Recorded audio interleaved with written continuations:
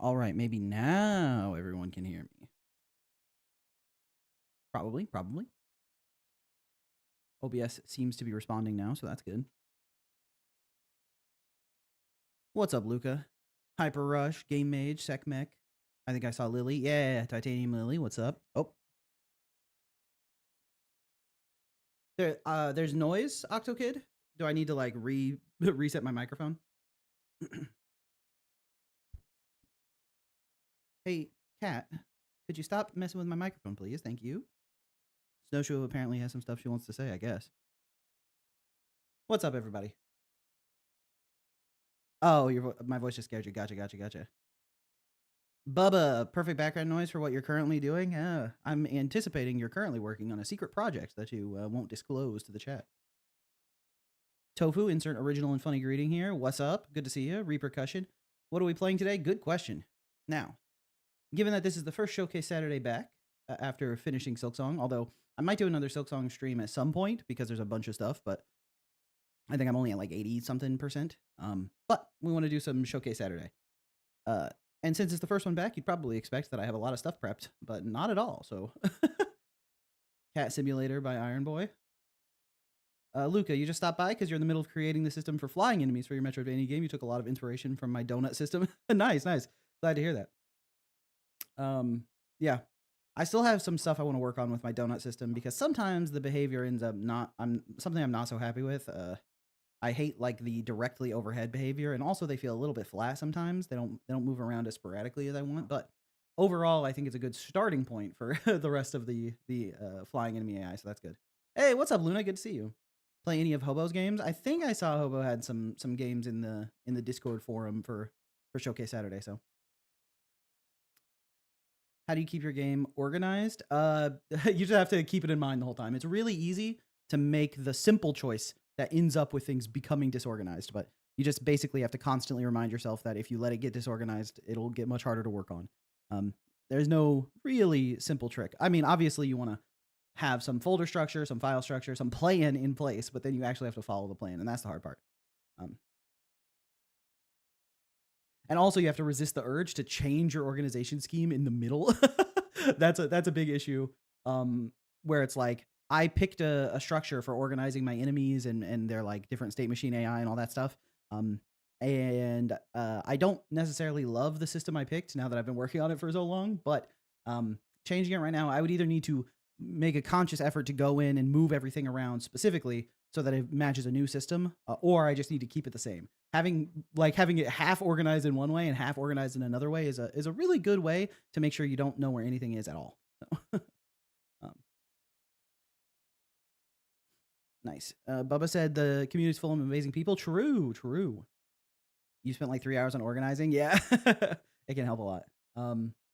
Okay, cool. Hey, mate IPT59, welcome. I know that there was a game from RKI and Tofu. So let's do some organization. And then I know Monarch and Lily and Lusk, right, had a game as well. Showcase Saturday, opening the forum. Right, the little pin that could. All right, let me go put that on a list. Hey, June, popping in to say you inspire me a lot. You're nearly done with your first game. Can't wait to keep going. Hey, that's awesome, June. Screaming. You beat Silksong last stream. Yeah, I beat the final boss. I got another ending. Oh, I assume that was the final boss, unless there's a secret ending that I didn't find. But there's still some. I'm not at 100% completion yet, so I still need to go through and find the rest of it. But all right, little pin that could is going on my list.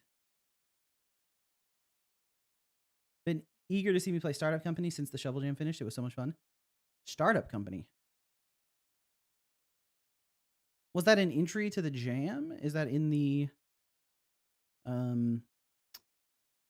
Showcase Saturday forum?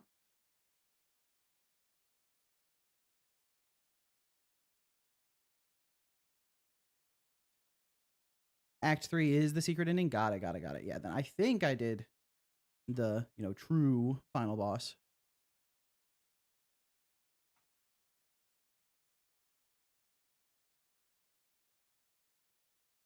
Puzzle platformer for the jams in the Showcase channel. Let me see. Right, evening render.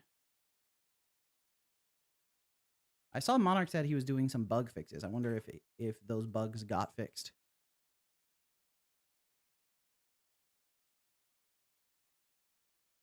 Luca, would love to have my game played here, but you don't have enough content because we went focusing on level design, but we have a lot of systems and enemies ready. We'll focus on making a 15-minute demo. Awesome, yeah. Once you have a 15-minute demo, feel free to share and Showcase Saturday. What if the real Showcase Saturdays were the Silk songs that we 100% along the way? True. It do be like that, I think.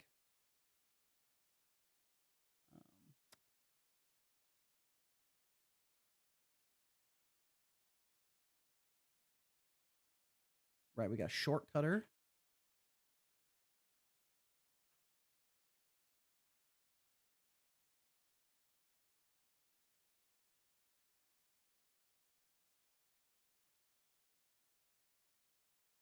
Hi, Brush. Is it okay if I work on my game while you stream? Yeah, sure. Go ahead. I got no problem being background music. Background music? I'm not going to sing. Unless. Definitely read this game's name as Eternal Shits. Very different genre, I assume.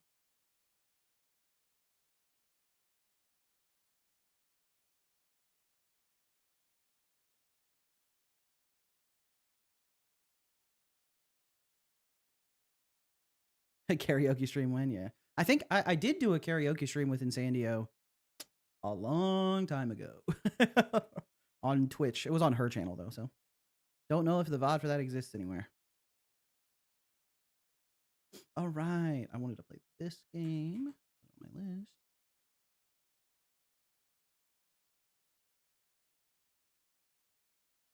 Secondary monitor content with pride. Hey, man, I'll take third or fourth monitor content. No problem. I'll take playing on your Samsung smart fridge while you're watching a movie in the other room. Can I rate your itch page's design? Yeah, I can totally take a look at the design of your itch page and see what it looks like. Not necessarily rating, but just giving, some feedback. But I would need to find your game, though. Yeah, Rush. Is your game in the Showcase Saturday forum?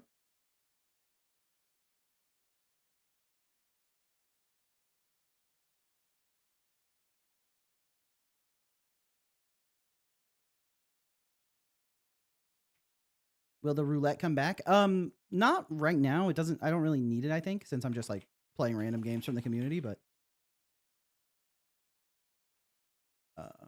yeah. Also, don't worry, Lily. I think I saw your message. I'll wait to play Evening Render until Monarch's in chat.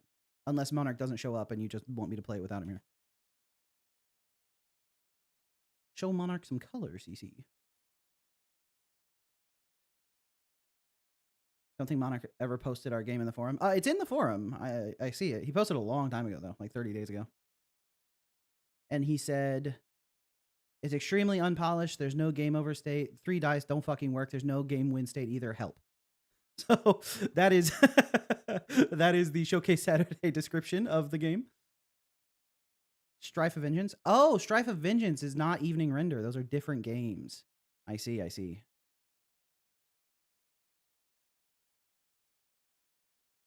Oh, yeah. And Strife of Vengeance isn't on his page. I mean, easy enough name to search if I could spell it. Right. Yeah. It's on Rin Liadon's page. I don't recognize that name.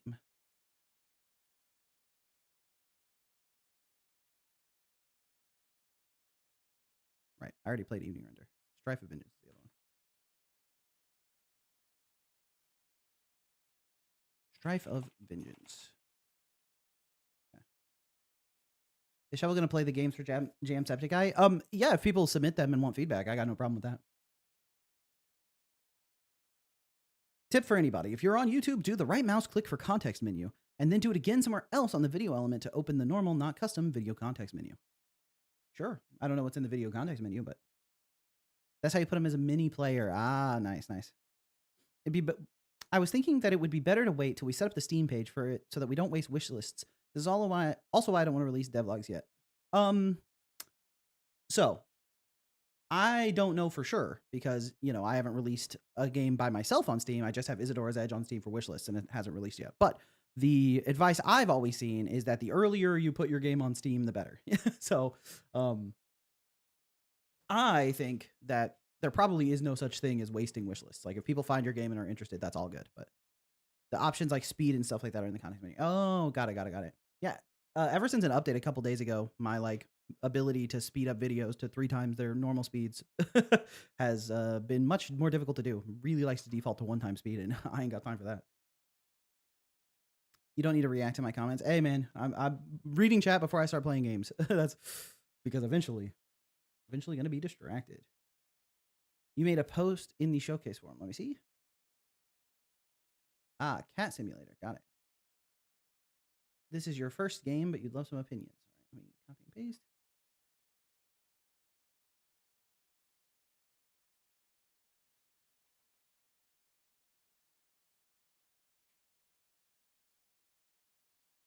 Nice. Okay. Got it on the list, and I will be checking in periodically for the forum and everything. But I guess we should probably get to some games. Danny Dev, welcome. Danny Dev, did you make? It was like the almost twin stick shooter-esque game with like tons of level ups that cost a lot of currency. If I think so. Can I ask you some game types that don't need music? That's gonna be tough. I feel like most games benefit pretty heavily from music. If I play it, I might have to mute it since the music is copyright. Oh, okay. Thanks for the heads up there.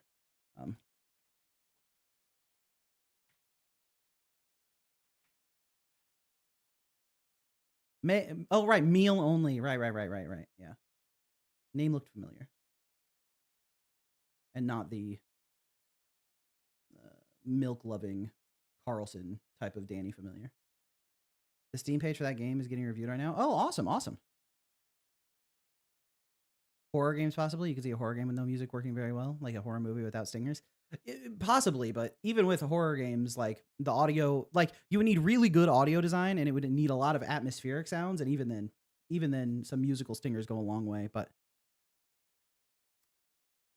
like you said, possibly, yeah. If you were looking for a genre where you had the best chance of no music sliding by, then horror probably would be your best bet, I would have to guess. Yeah. Nice call, Bubba. Nice call.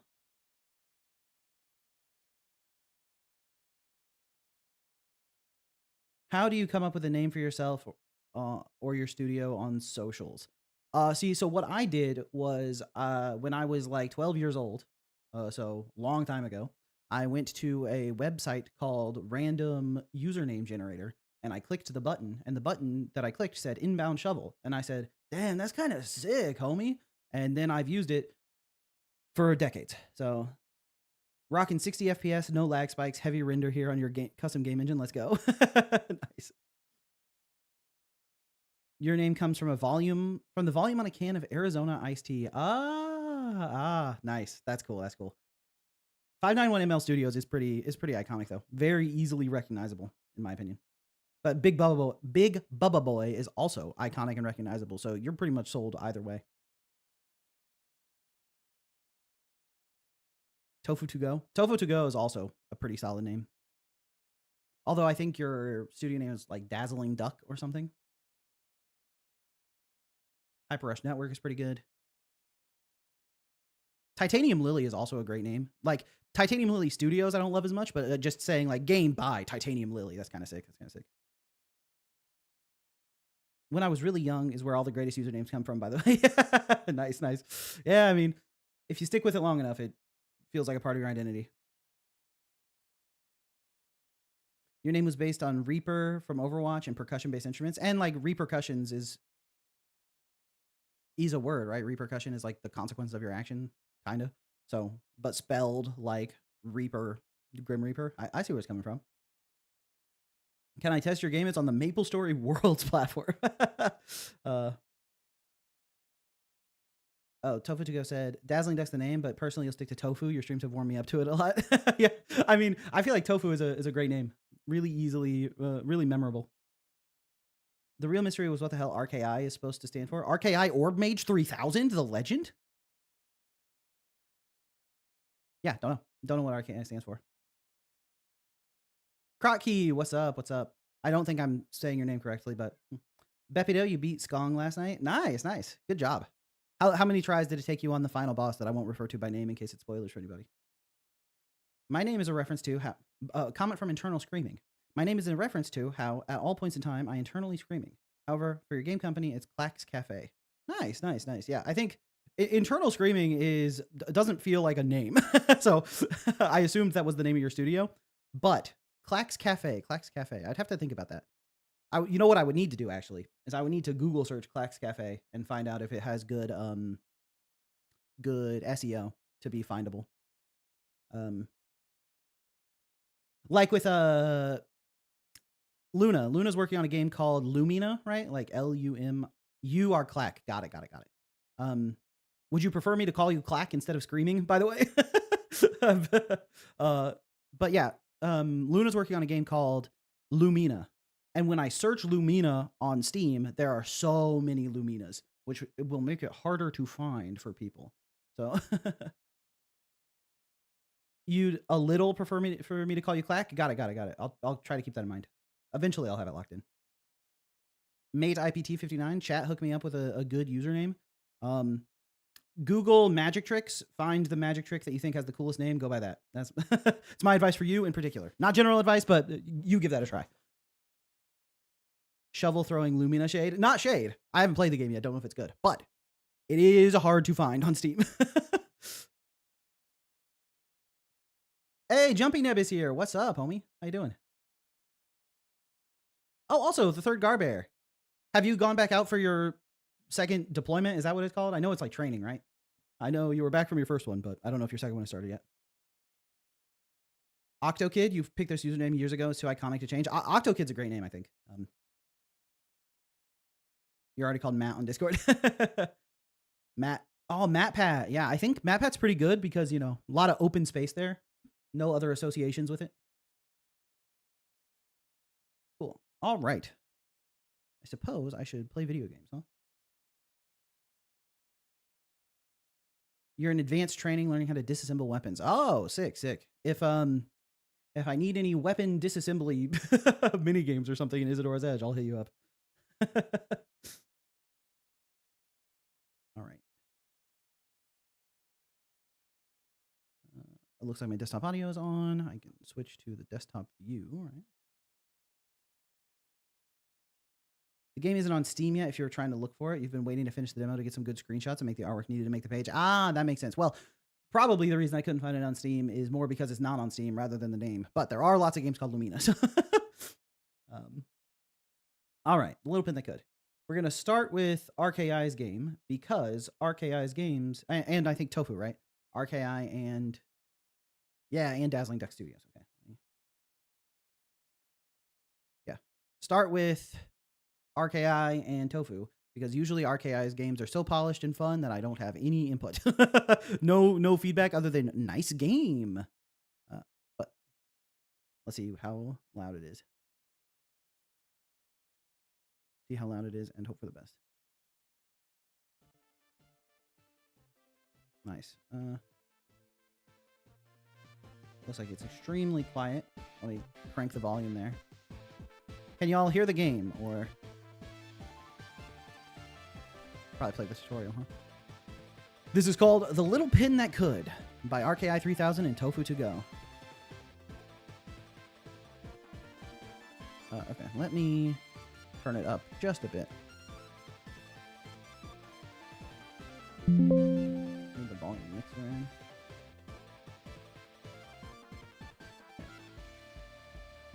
Alright, let's see. Don't want this to get too loud. Dang. This track kind of goes, though, huh?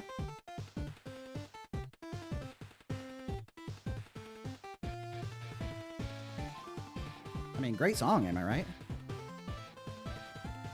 Menu was a last-minute addition that causes a lot of stress before submission. Oh, right. Yeah, when I was looking through the Showcase Saturday submission, I saw Jumpy Neb was high-scoring this like crazy. Nice. Okay. Cool. The music is very good. Who made the music? Did you just find this track, or did one of you two make it? All right, let's get into the story. A and D, left and right to move, and space to jump. Perfect. I see I've left a... I'm in jail? Oh, jailbreak.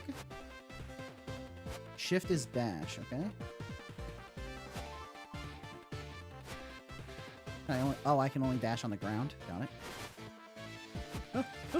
Jailbreak me. Oop. Oh, okay. So looks like what I need to do is plan better for where I'm going to leave the ink behind, huh? Ah, let me out.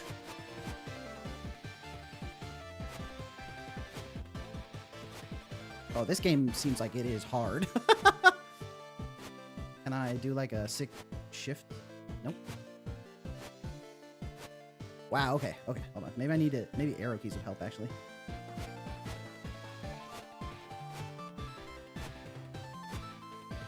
Oh, woohoo! Nice. You can dash through ink. Ah, that solves it all, huh? Ah, no! Tragedy! Let me up! Dash through ink block. Got it. Oop. Let me in. Ah. Dash through here. Oop. Oop. Oop. Let me in. Let me in. Nice. You can dash through text. Sub to inbound shovel. Ooh, okay. Game is 10 out of 10. Really well designed. The writing is just top notch, actually. I don't know how you guys have such good writing for a jam entry, but, you know, it goes. All right. We got the hang of it. Got the hang of it. Left and arrow keys move. Stay on the line for ink refill. Got it. Text is horrible. Ah, don't touch. Y equals AX plus B. You love some, is that slope intercept form? F of X equals 2X. That's some fast X. Got it. Nice, nice. All right.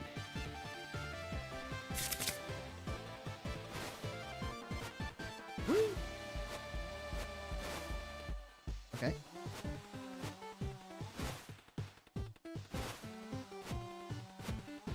Uh-oh.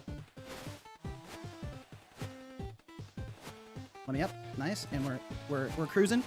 We were cruising. All right. No! Can we recover? Yes, we can. Oh, I think I got my jump stuffed on the corner of that block. All right. But we got the hang of this. Oh, right. I can't move through those letters.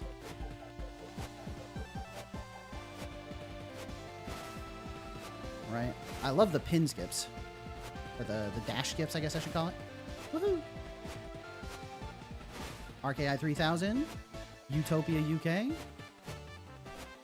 Watch Utopia UK. Okay, nice. We're gaming. Go through the ink. Ah! Woo. Nice. All right, we're gaming. I really should watch JoJo. I've heard such good things about it. Nice. Okay, let me through. And we're good. Gaming. Okay, don't need to do the big loop-de-loops, I think. Oh, stinky letters. 9 plus 10 equals 21. I hate to inform you that that is not true. Number go up. Ah! Tragedy.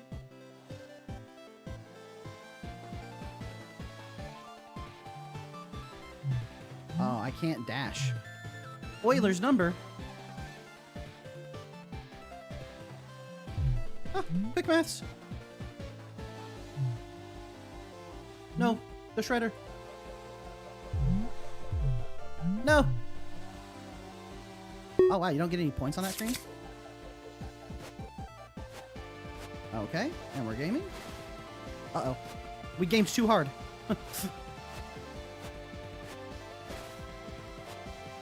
Send a screenshot of me in a hospital bed. Caption, game too hard. Ah! Ooh. Ah! Well, that didn't work appropriately, but 6 score though, huh? 1-1-1-1, baby. All right. Ah! Let me out. Ah! Let me in.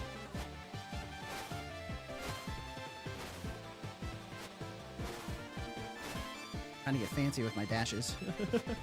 All right.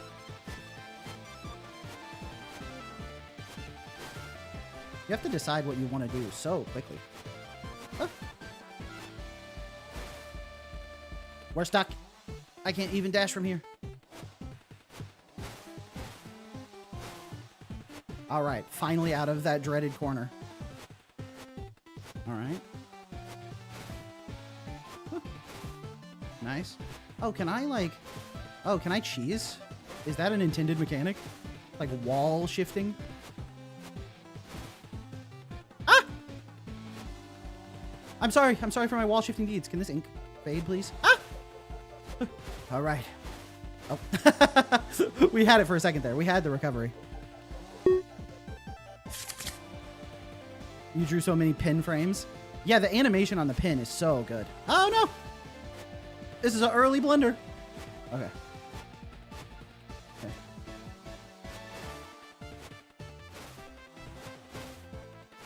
I don't know if the if that mechanic is intended. Probably re-chat, huh?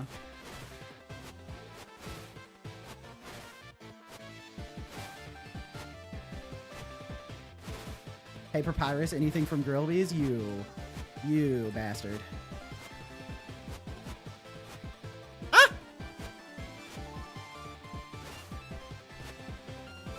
This game's hard. Dude, we have like 2 hours left. Developer commentary mid-run is sick. That mechanic is intended. Good to know. I will continue abusing it. Just got my path stopped by the quadratic formula. Ah! Bye! No, sorry. 1 + 2 = 3. Now that can confirm. That do be the case. Let me out of here! All right. I think I have stuffed myself by going this direction. Okay. Whoa, what was that? All right. You want tofu? Sounds about right. Ah! Whoa! Whoa! Okay. Weed, baby. It do be like that. Oh! No! Let me in! Let me in! Tragedy strike. Nice, 34.52. Not bad. And very readable score there. I could definitely tell what that says. All right. You have to be careful with this tech. You have to be, like, top half, maybe. Nice.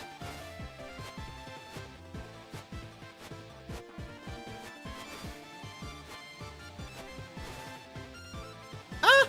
All right. Oh, we're still alive. Well, 989. Didn't even break 1,000 on that run. Can't believe this was made in 48 hours. This was a 48-hour jam? RKI, you are crazy. Tofu, also crazy, by the way. Nice. Sneak through there.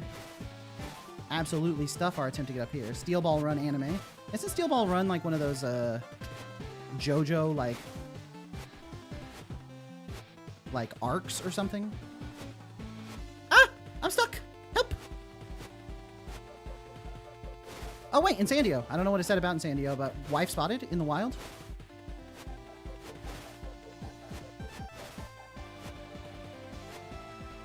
Oh, let me out. Okay, and up. Nice. Ah! Ah! Nice, nice, nice. Okay, we're in. Here we go. Hungry.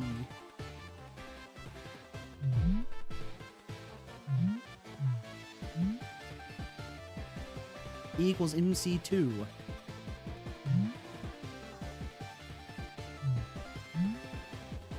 The more important part is dodging the text rather than following the dotted line. I realize now. Let me out. All right. And we're back again.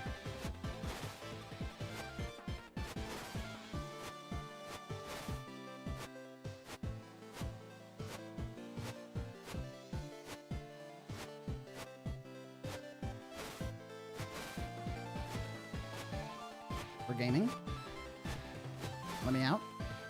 Okay. We're pretty ahead of schedule, so we can afford one small mistake like that. Oh. Oh, that's an unfortunate way to die. I'm pretty sure I pressed to jump, but I don't know if it got eaten or if I just didn't press in time. But I refuse. Nice. A, B, C, D, E, F, G, H. Those do be letters. Mama Liz's chili oil, said with the proper inflection. What is it? Mama Liz's chili oil. Sub to inbound shovel. True. Super Palma. I don't know that reference. Love. Help. Oh, help me. That's the Chick-fil-A one, right? I don't remember what he says at the start. He's like, I just got my milkshake or whatever. Help me. Ah! This game's hard.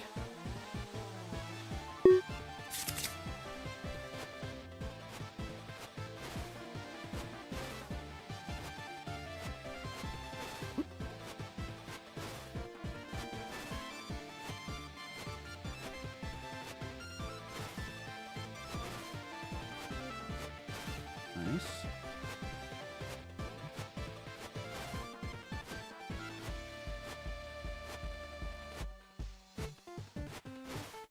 I'm patient. Nice, we're gaming. All right, 2400. Mathematical. Mathematical again? Oh, I'm so dead. I'm dead. Good night, me. Dude, the word mathematical is brutal. Ouch, my head hurt. Quick maths. If I knew any of that rap off the dome, you best believe I'd be doing it right now. Okay. Okay, not my intended plan there. Uh-oh. Let's just do this. Sub to Insandio, true. The brown fox was lazy and had a dog or something. Nice. Why do I keep doing that? Ah, nice. Ah. Oh, I can't tech through the ink. Scott the Waz? Okay. We have one shot here. No, we don't. Ooh, okay. Let's go for another one.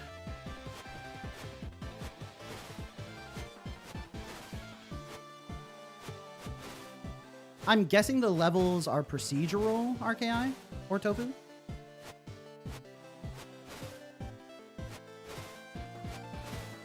But I know with your like dancing step game, they weren't purely procedural. So this might also be the like chunkification thing.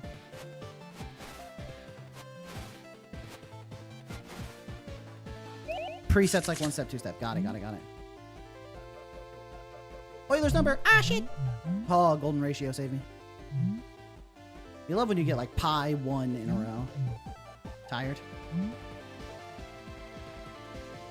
Go to the middle, probably faster. Ah! Woohoo! Ah! No! Okay. Turn into Mickey Mouse for a second there. You know a game's good when it turns you into Mickey Mouse. Weehaw! Alright. Let's get through level 2.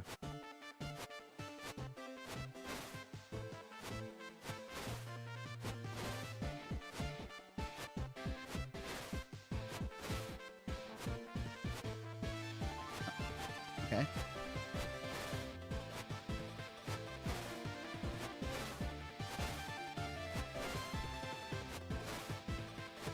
Not the letters. Ah, the chili oil. Okay. Sure hope I don't get shredded. Got bad news for you, Mr. Letters. Oh, right, okay. We got past one set of letters. Can I make that? No. Why do it the risky way? Got plenty of time. Nice! Level 2 down. Ah. Yeah. I can't glance. I was trying to read chat. This game requires my full focus. I see an opening. I see the line. The dotted line. Okay. Okay. Well, I think I cheated there. No! Number go up! Let me in! Oh, close one. Okay.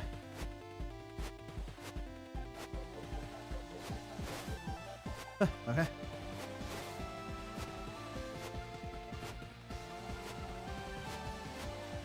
Come on. Ah, wow, that's so fast on the 3rd level. All right. Nice game. Really fun. Let's now think critically about this game and do some feedback, which is how we're going to structure these going forward. I don't know.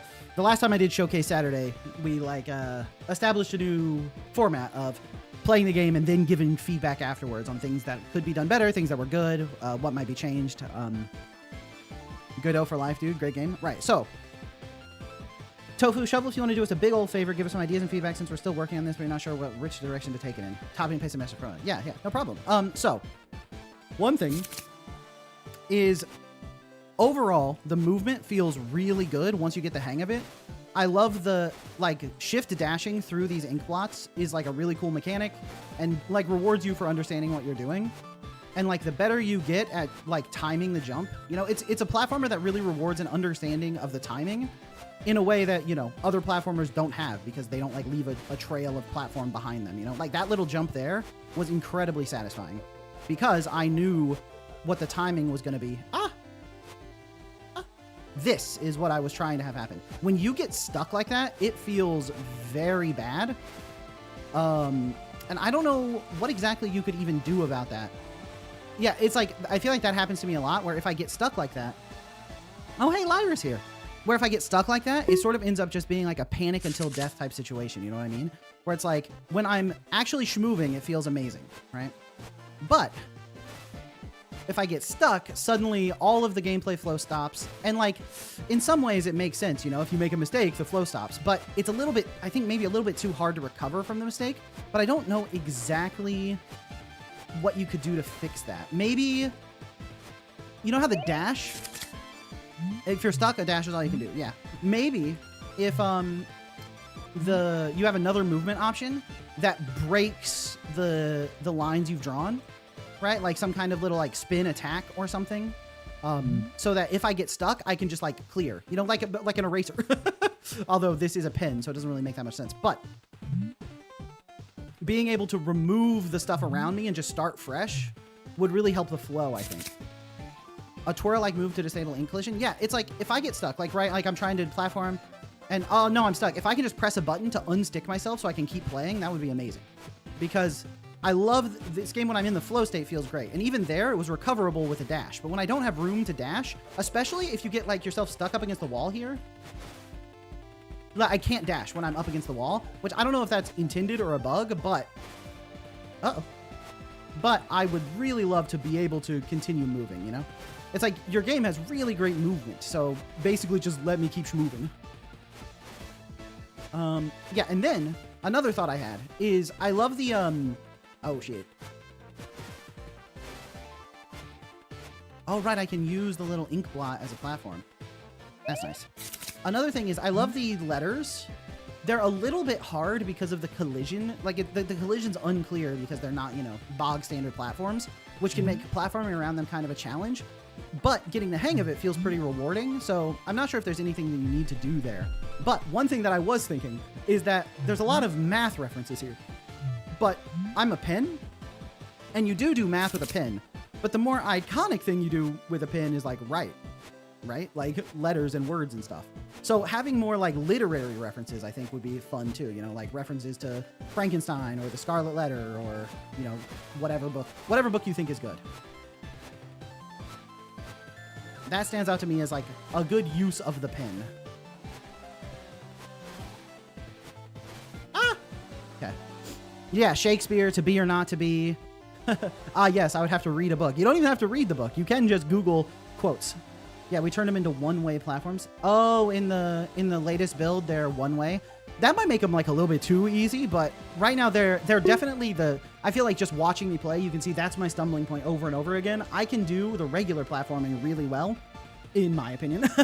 But once I get to the point where I need to get around the moving blocks, I usually collapse. And if I get lucky through the moving letters, then I can continue moving further, but that's where I tend to die, I think. So I think those are important. One thing that's very clear is the sound design and music is really good.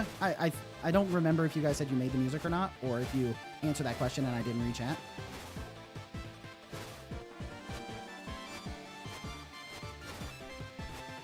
And right now, it's definitely a high score game, right? Which is fine. But there is an element of like, once you get a score that's really high, getting there again is tough. I'm a little bit cooked myself. Oh, and by cooked myself, I mean the greatest gamer in the world. Also, I feel like some of the presets might be harder than other presets. Like that, what was that, bro? That was insane. Sound effects are original. Yeah, the sound effects are great. I think the music works too, like high energy, high impact. But Euler's number. But the sound design is really good. Like you could have some like, you know, type sound while you're doing this section. The other thing I would need to think about is this section necessary? I feel like this part is so fun. When I'm doing the other part, I'm like, all right, can't wait to get back to the really good part of the game, you know. But it might be good. Like, I do think breaking up the flow. Oh no, I'm cooked. I think breaking up the flow a little bit is nice, so that it's not just constant like of this platforming. But this is the part of the game that I think is the best. So, Jane game, it do be like that. No, nope. In the latest build, we merged the ink refill section to be part of the platforming. Ah, okay. Nice. That makes sense to me.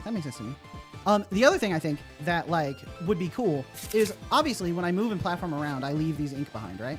And right now, the only use case for this ink is to be a platform. But it would be cool if there were other like either platforming challenges or enemies or something that required me to use this ink in other ways. Like imagine there's an enemy shooting here and I come and I block the path so that then I can move safely or something. It would also, I feel like you could really easily make some, maybe not easily, but you could definitely make some really cool boss fights using the ink mechanic. Where you could like trap him in so that, like imagine like, right here, there's like the shredder coming at the bottom. Imagine there's like the saw blades at the bottom or whatever, and you have to like trap the enemy so they can't escape the saw blades by like jumping over their head and drawing the ink around them. So stuff like that, where you use the ink in more ways than just creating platformers, could be really cool. I see there's a hand here, right? There's like a hand.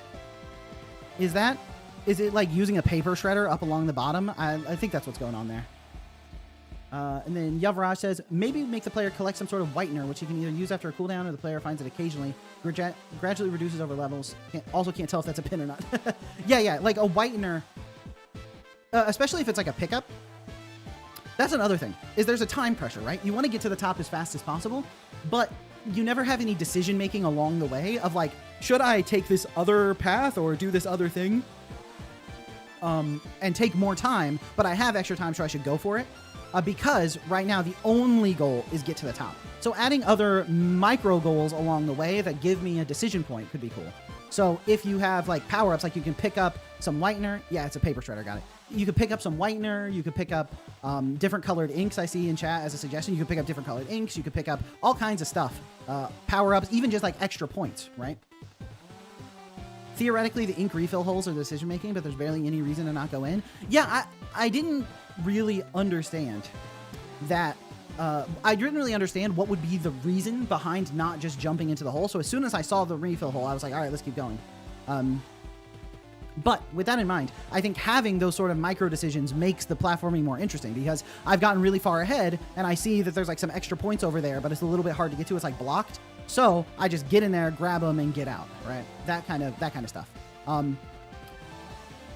Yeah, additionally, I think, I'm assuming, because this is a Game Jam game, that this is like the only level, this one right here. It isn't like if you get to level 3, like the third refill hole, the background changes and there are different color platforms and stuff. It's just this the whole time. In the latest build, that's my favorite sentence. You can flip the page at your own will to activate or deactivate platforms. I would need to see that in action, because I'm having a hard time understanding how that would work. That much less than this. Yeah. That's not to say like, oh, why didn't you guys add more? Because, you know, it's a Game Jam project. But one thing that could be cool is, you know, after you get through this level, this is like the basic graph paper. You move to like a different color paper with different types of obstacles, so that like the game constantly feels like it's evolving. You know, sort of like how Peak has the different biomes. You can have different, you know, types of paper. You're going through a composition notebook. Oh, and that could actually, that's a great way to tie in the different types of words, right? It's like, for the graph paper having these kind of like formulas and equations and stuff is great, but then you could have like some, you know, literary looking fancy stationery and the words are all like references to literature, and you could have like some like envelope type going to deliver a love letter, and it's all like, you know, Valentine's Day-esque shit you'd see on a little Smartie or whatever, you know, stuff like that. Big shoe now. That way, it's like, you know, your pen is traveling through all kinds of different notebooks to get to, you know, whatever his goal is. And then I think just like anything you can double down on getting to do this cool platforming is great. Because this jumping and like creating, like understanding the timing here that lets me create my own platforms as I move is so good.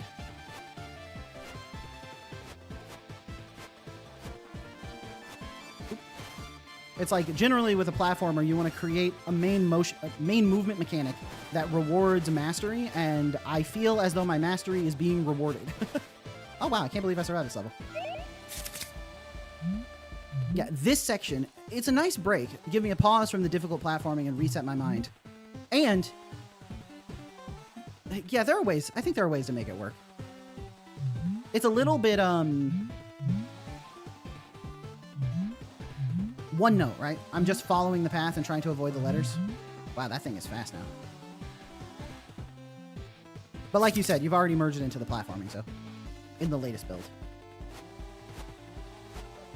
Ah.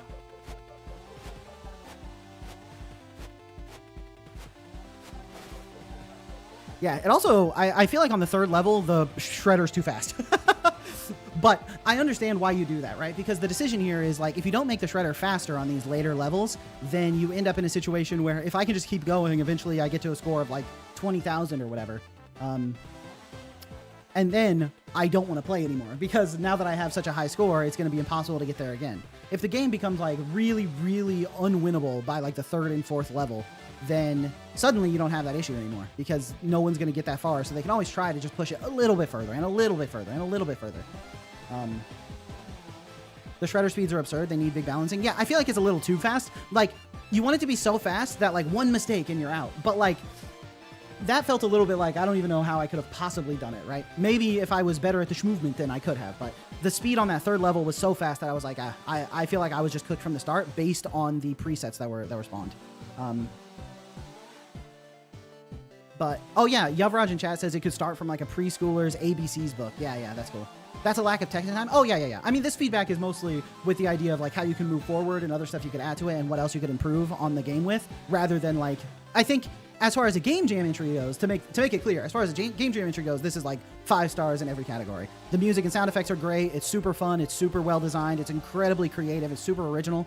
And I feel like, especially nowadays, making a platformer with a unique enough mechanic that the movement is super unique in this game. And it's like you have to learn the movement that is specific to this game. Not only is that hard to do, but it feels like so many different unique mechanics have already been done, but this felt very fresh in a cool way. So yeah, 5 stars down the board, incredible jam entry. And because the movement is so good, you have like a lot of options. But yeah, great job overall. And I think, you know, like we've been talking about, lots of room to keep going. Great work. Jumping Ebb, please keep working on this game. I will keep playing it and getting very high scores. See? I mean, even I'm like, all right, I got to go on to the next game, but I could probably get a slightly higher score. So, you know, that's good design when people just want to keep moving. So, really good work.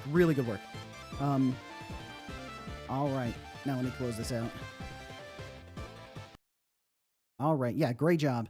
Can we get some +2s in chat for RKI and Tofu for their incredible game?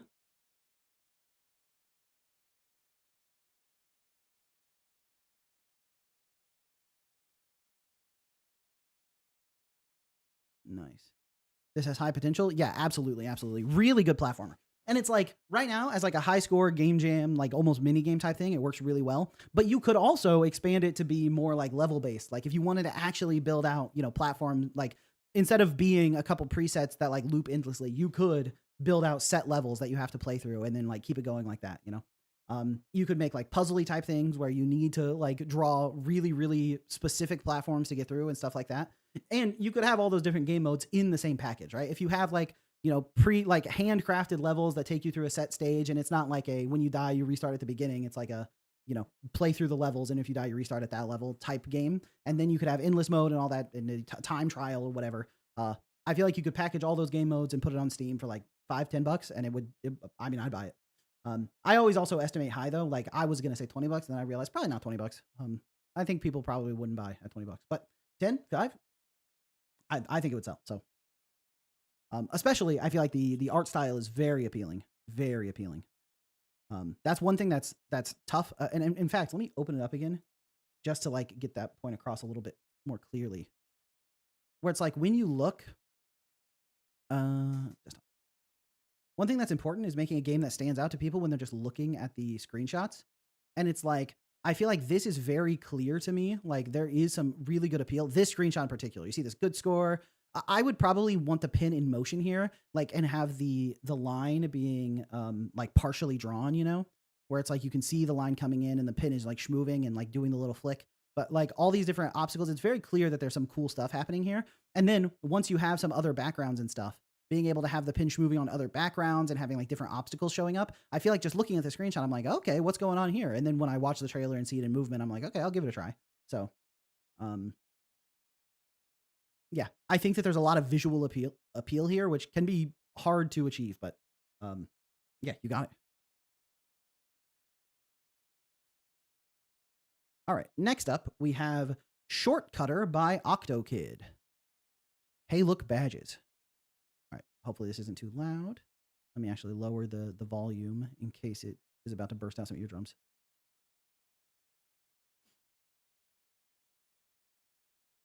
591 ml. Bubba says it's break time. You need liquids. Yeah, get those liquids. Okay.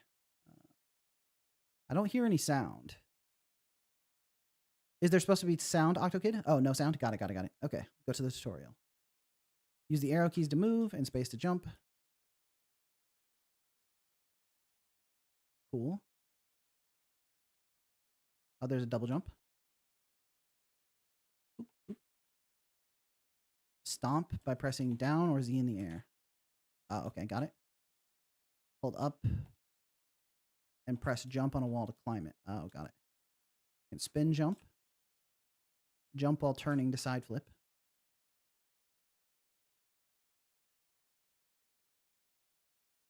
Oh, like that. Nice. Got it. Grinding rails maintains your speed no matter what. You can go very fast while riding them.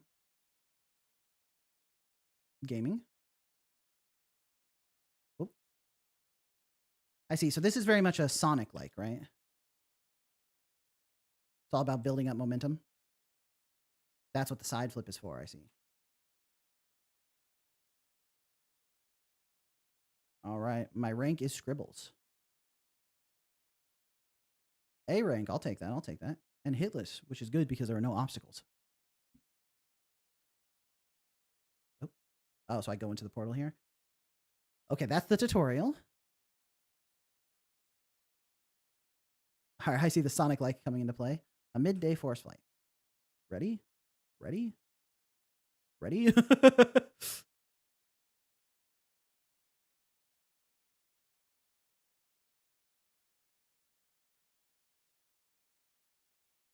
Uh-oh.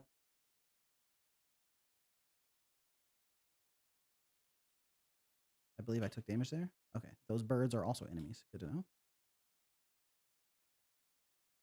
All right, I ran into the spikes. We're gaming. I really want to be able to make that, even though I cannot. Question is, can I spin jump through enemies? Yes, I can. I can bonk off of them. Right. Oh, got a heal.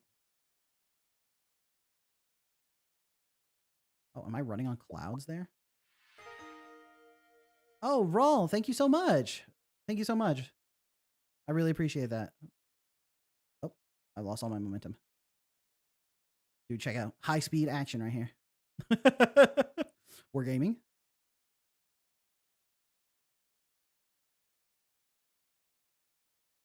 Sonic Mania music. Yeah. This game would definitely benefit from some extremely high intensity music. Oh, I can run along the water if my speed's high enough. That's fun. That's a cool mechanic. But yeah, thank you so much for becoming a member, bro. I really appreciate it.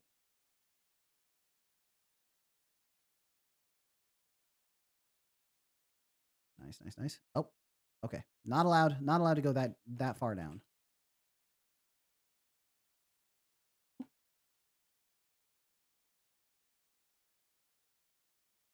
Evil little spike placement there. Oh shit. Okay. But luckily there's a heart here. Oh right, I can climb walls. I totally forgot about that mechanic. Oh, we're gaming very slowly.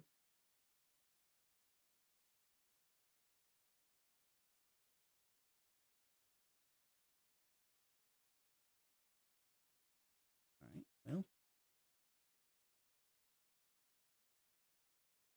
Oh hey, we made it very quickly too. Sonic Mania OST goes so hard. I don't know it offhand.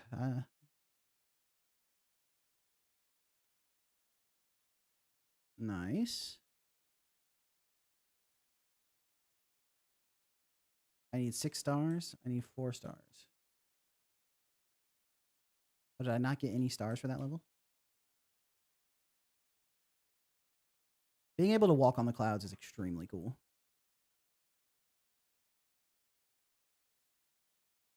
So if I double jump here. Whoop. All right. Oh, kill me.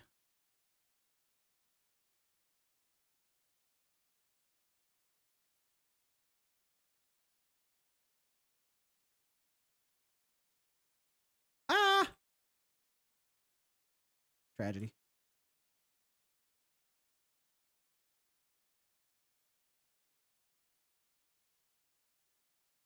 All right. Like you want any Sonic game, let's take it nice and slow.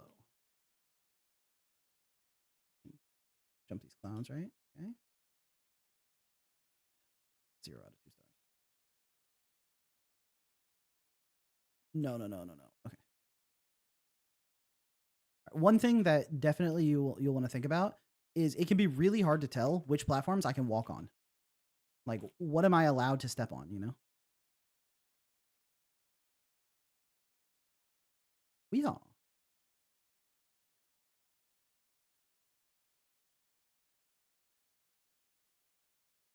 Okay, so that was wrong. I can't step here, or can I? Yeah, I'm having a lot of difficulty seeing which of those platforms I can actually walk on. Bonk on his head. Okay, nice. We're going through the cave. Weehaw.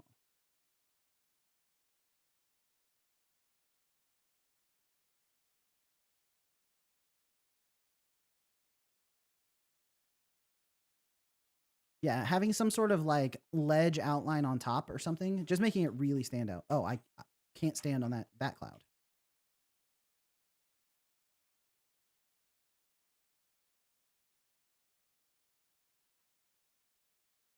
Can I actually safely jump to the right here? It feels like it's inviting me to. All right. We're good.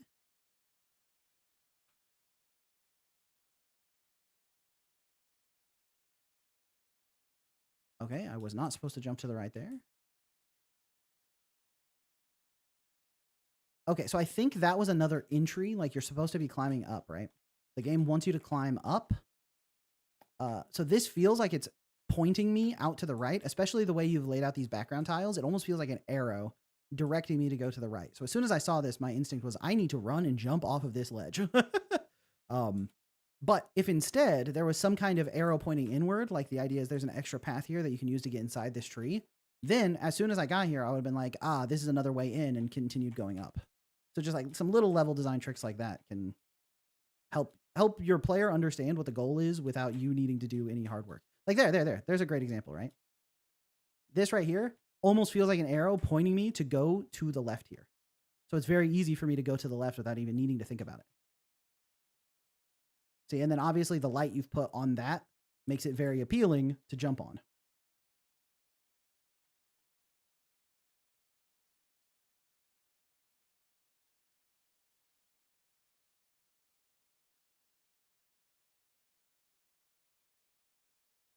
And so, yeah, this part of the level design I feel like is very clear. Oh, okay. Is very clear which direction I need to go, although admittedly, I could not tell. Like, can I jump on this? No. Totally forgot I have a stomp. No! Tragedy! All right, kill me.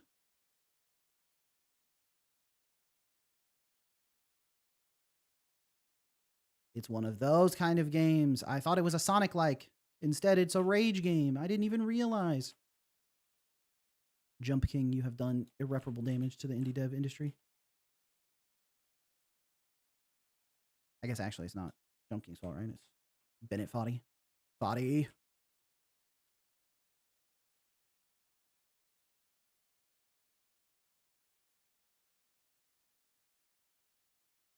Can I land on that? I don't know. Okay, I need to jump and climb.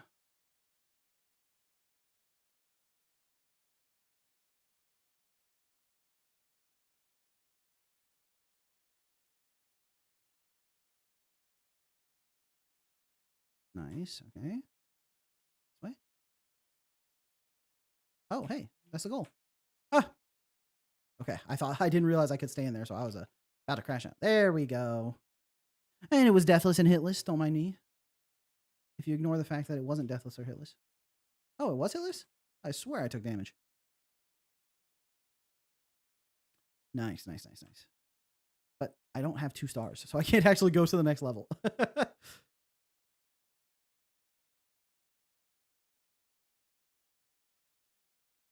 Yeah, I only have 1 star. Brutal, brutal, brutal. Can I go down here? Ah. Bro. Okay. Hopefully this is a... Okay, nice. I can do this level. Oh, yeah, I'm ready. I'm ready. Is that damage? Okay, that is. Lightning be like? Yeah, yeah. Here's another example of some slightly confusing tiles. I can wall jump along this, but then I fall in here. And you can see there's like a very subtle difference in the lighting of these. But at a glance, especially for me right now, it's very hard to see. Okay. Oh, there's a block in there. Yeah, that block's also hard to see. I'm dead. Not dead yet. Now dead. Oh, not dead yet. Oh, good call on making those hearts restore to full health. Making it more like a checkpoint.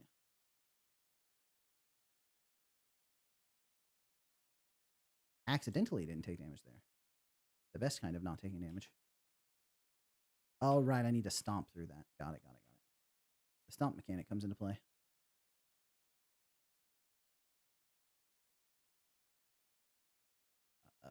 Can I slide? Whoa, this is the first time I've seen the slide mechanic. But I can't go under there. It's not a one-way platform. Let me in. Nice. We're gaming. Okay.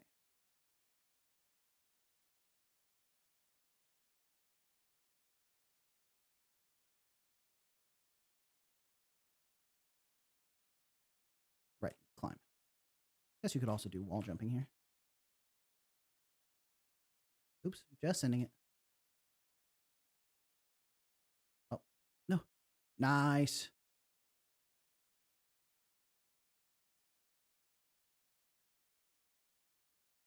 Oh, I accidentally pressed the slam button. Come on and slam. Nice.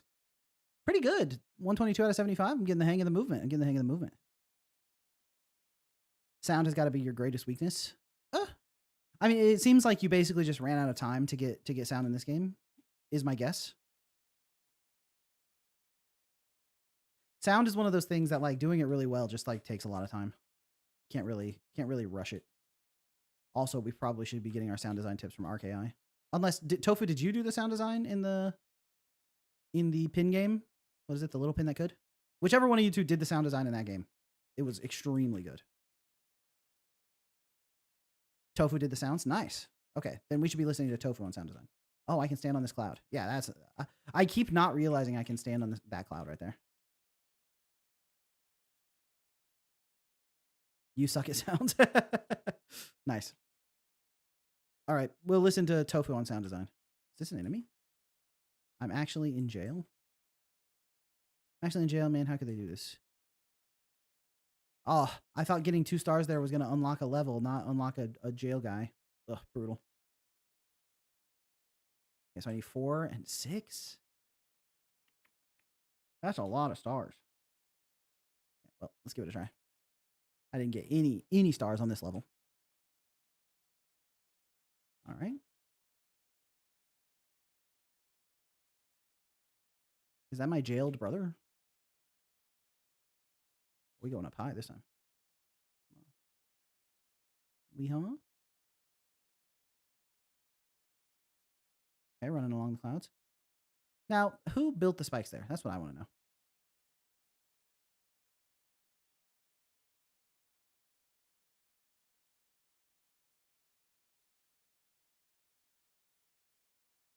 Huh? Boing.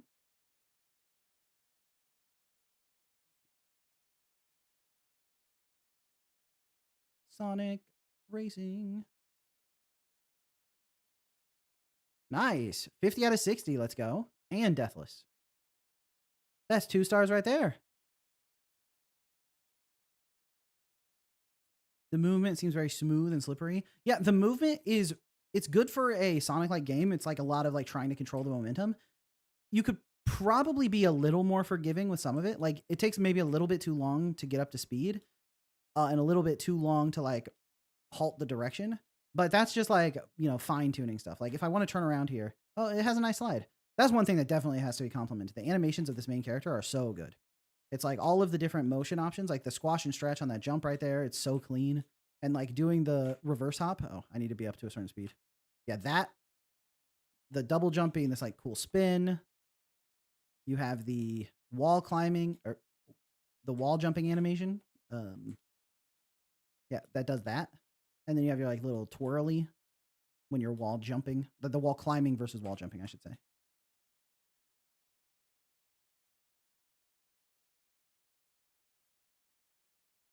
Yeah, I feel like the animations on the main character do make it very clear, like what kind of state I'm in while I'm moving. And because you have to make decisions based on your like movement state, because you need to control the momentum, it's extremely valuable.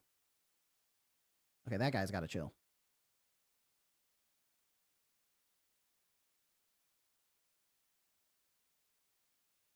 I'm dead. Good night.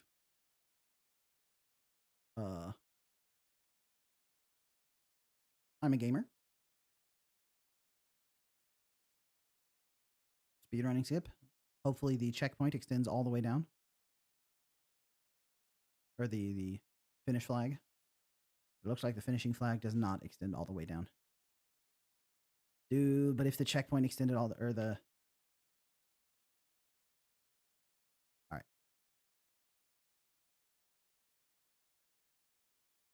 How did he even do that? Like, he built up so much move speed so quickly. No, not again. Ah, forgive me, I have sinned. Alright. What does he do here for that speed? He double jump? Slam cancels? I don't know how he did that.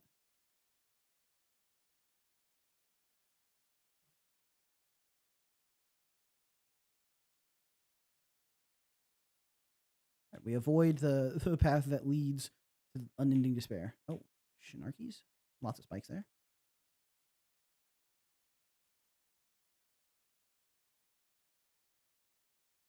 Weehaw. Okay. We're gaming. Exactly as intended. Definitely didn't just get lucky with my timing there. All right. Zoom in.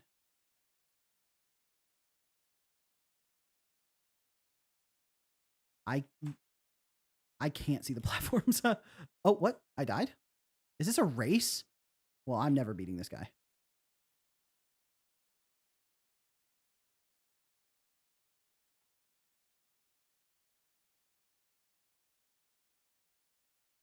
his moves are incredible. Oh my gosh, I can't get off the wall to slam. Brutal.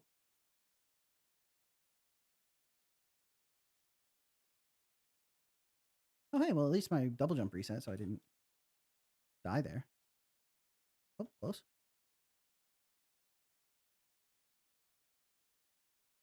I feel like sometimes the wall climbing works a little bit better than other times. Might just be my inputs are not clean.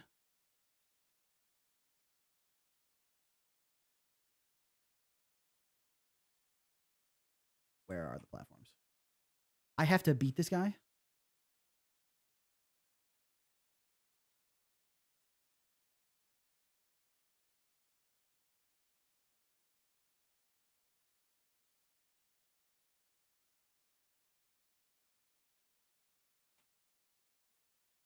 Come on, let me just... Okay, I really dislike that. I don't know if there's a better way to get off the wall so that I can slam down for speed, but it was not working for me. Okay. I'm going to need that friend of ours to have slowed down a little bit. Maybe he like broke his leg halfway through the race, you know, tortoise in the hare type situation. Maybe he's taking a nap under a beautiful like willow tree. Oh my gosh.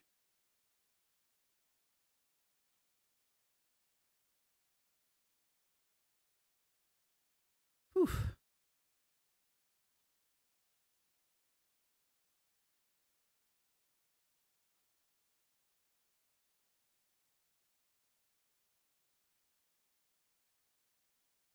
Oh, well. Hey, we didn't die. That's something. Ooh, I wonder if there's like a little... Okay. There we go.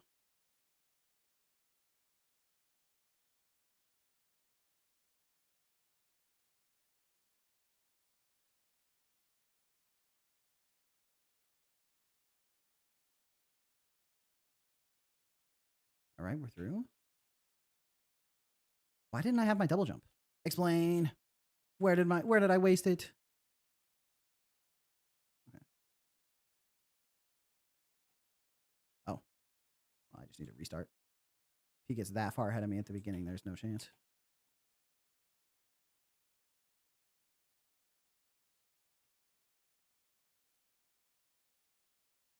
That wasn't a platform?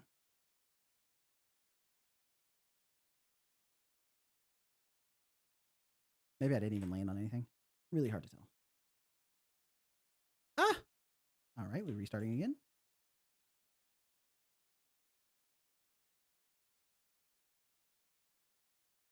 Ah, and my lead's gone and it's all over.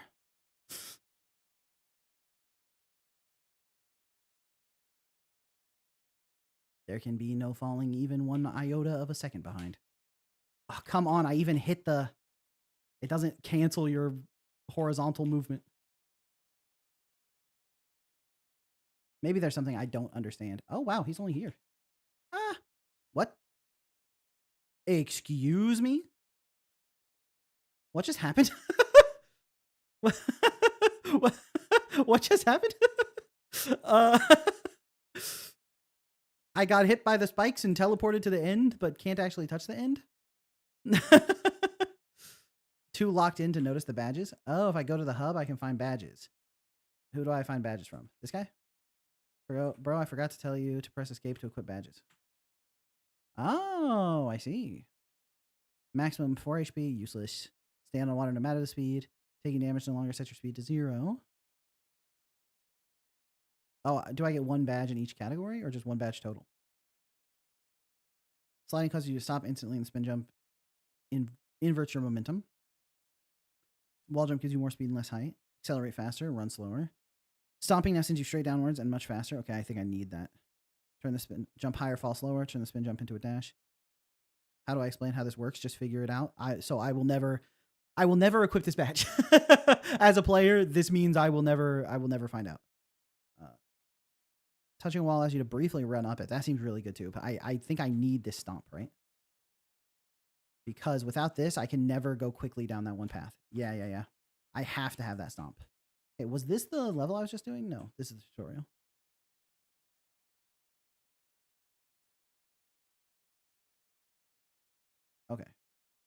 Can we beat this guy? That stomp badge should help out tremendously. Oh, but I can't do the, like, stomp stalling thing that he does anymore. That's fine. I really didn't understand why he's doing it anyway.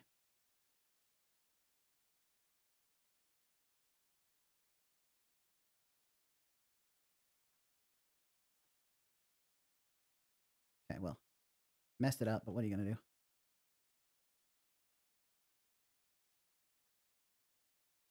Oh, he's so slow. What are you scared? Are you scared of a little lightning? Oh, sorry. See, I should never really shit talk when I'm so clearly worse than him.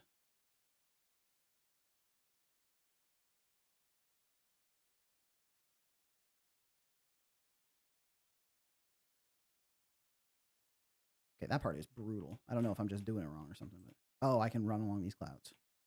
Kind of. Okay.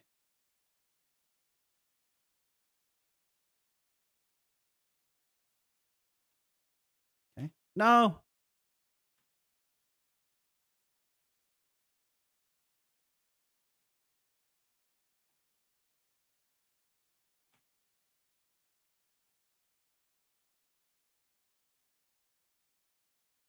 Oh, I didn't. Why didn't I have my double jump? I swear. I truly don't understand why I didn't have my double jump. Right, I can back up to gain momentum there. Oh, brutal start, brutal start.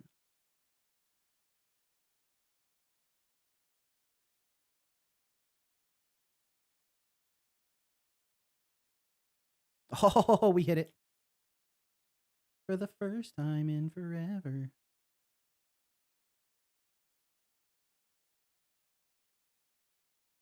Nice.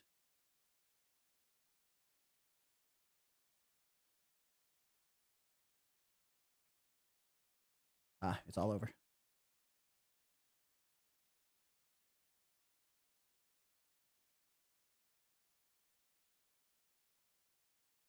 there even a way to do that quickly?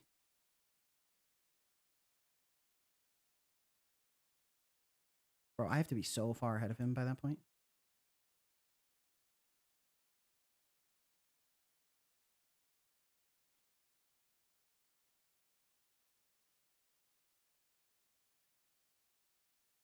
Okay.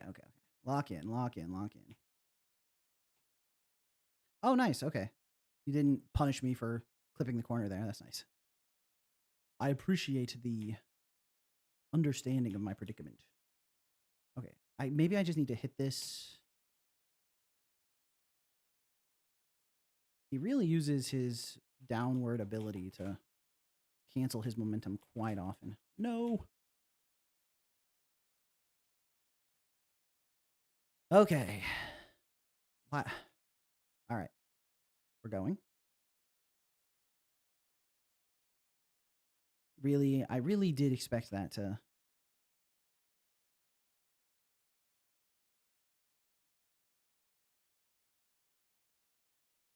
I don't even remember. I don't even remember what I expected that to do. Oh. I thought I would be on top of the cloud. Whoa. Oh, I can cancel. If I cancel before I hit the ground, I don't lose my speed. Well, that's really good to know.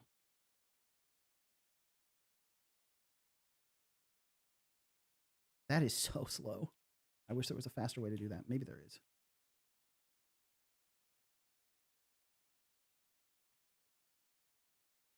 Where was my double jump?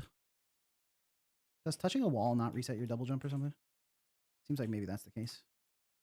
All right. This part, really don't like it.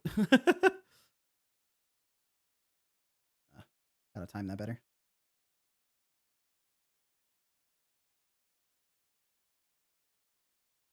Nice. Okay. Whoa, where did all my speed go? Ah, nice. Okay. That's a great trick. Oh, well.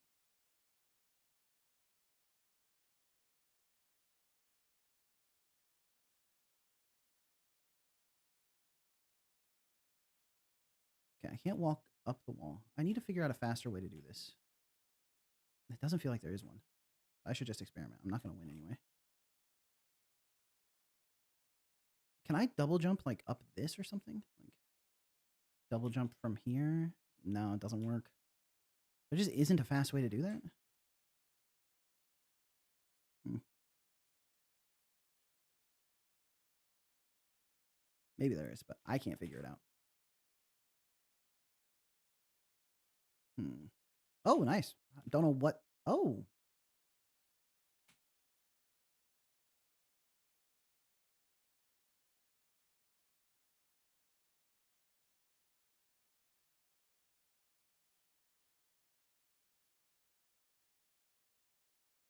This again. Wait, can I? I feel like there were times when I was like getting a ton of horizontal speed, but I don't know what I was doing to get it. Yeah, I was like twirling like that.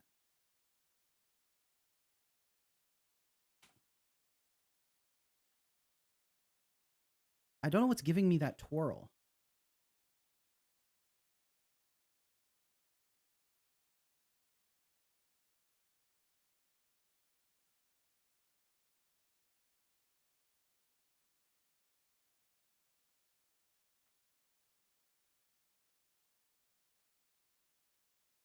Where is the double jump, man? Oh, okay.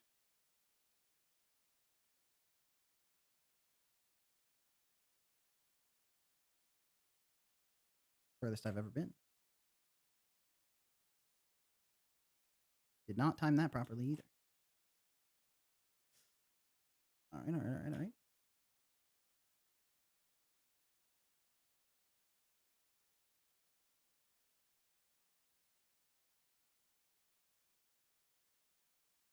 All right, I feel too far behind.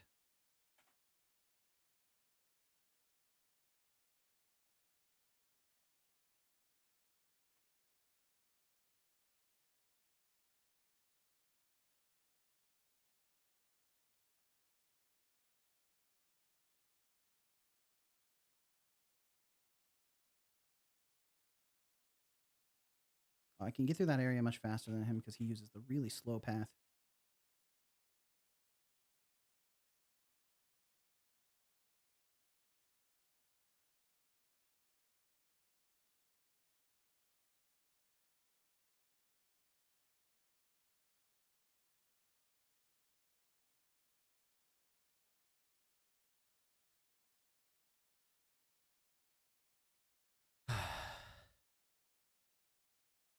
All right, we restart again.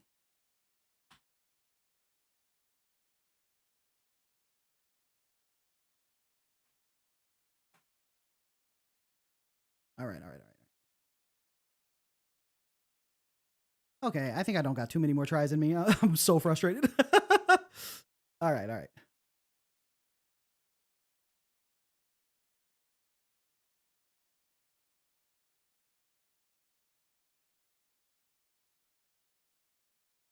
All right, all right, all right, all right. Okay. I think this is the run, probably. I don't know what trick he uses to get up to speed so fast, but it's super. Was there not a platform there? Am I dumb? Oh, oops, wrong button. Well,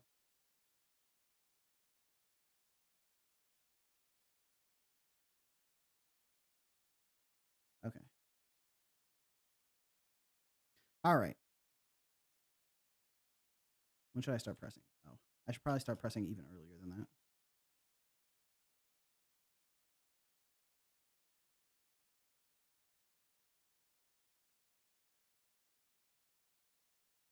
Nice. Avoid that.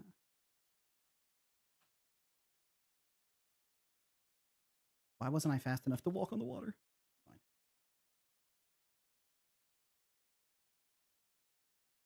No, no, just go. Oh my. I'm fine.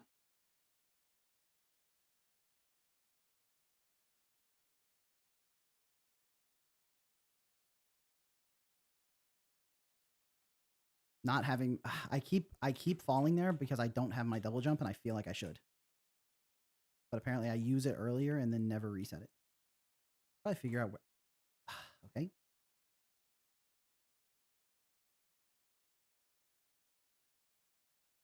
Okay, that's a good start.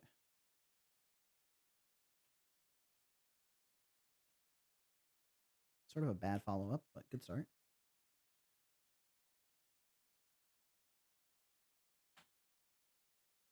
I think I lost my speed there, but that's okay. That's not so okay. All right, walk through those spikes.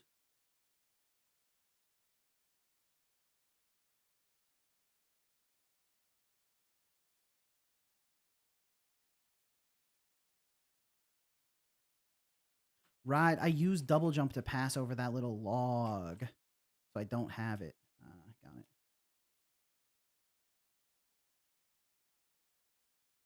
Oh, that's not the finish line. That's spikes. Well, all right. Oh yeah, you got to jump there because riding the rail is slower than jumping over the rail. Okay. Jump over this rail because the rails are really slow. All right, restart. You want to avoid the rail as much as you possibly can. That's not a platform.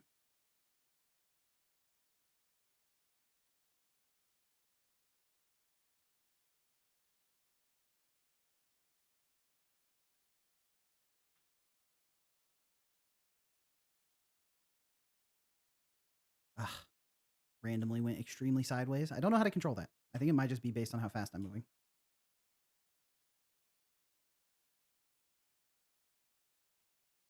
All right, all right, all right, all right, all right.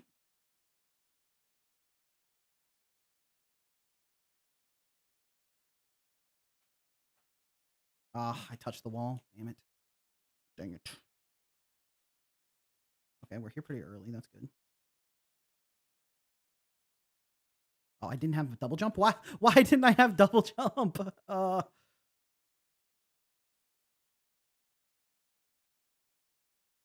Wall jumping, not resetting double jump feels so foreign to me. I think I've died to it 100 times.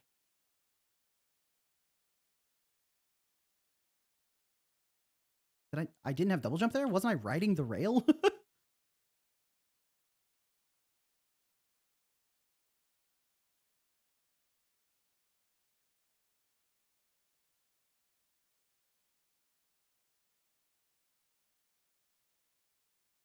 At least I didn't die.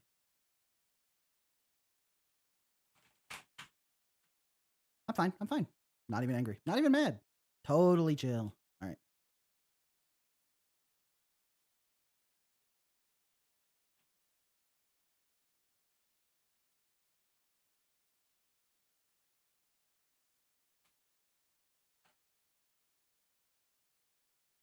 Ugh, brutal. Okay, okay, okay.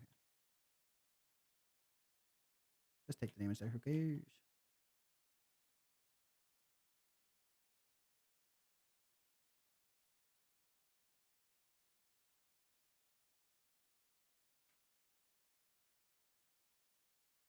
Oh, he went sideways instead of up. Okay.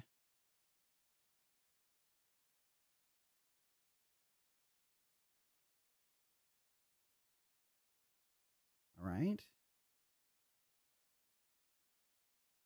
How does the purple guy accelerate so fast? He uses the spin.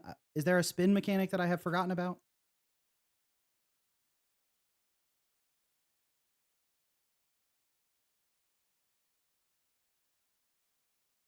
I should try spin jumping at the start. I don't know how. I guess I'll just go do the tutorial again.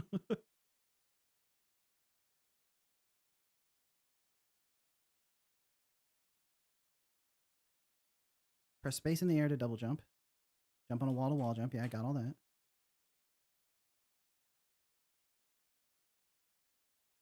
Hold up and double jump. Oh, you have to hold up?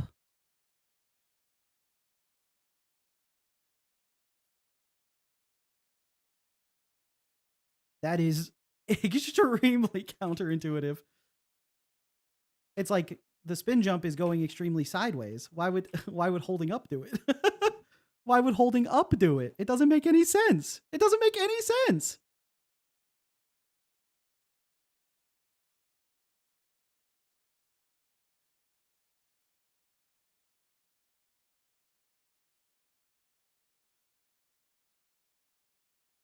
Okay, I'm still going to continue not doing it, though, by the way, just because I am frustrated.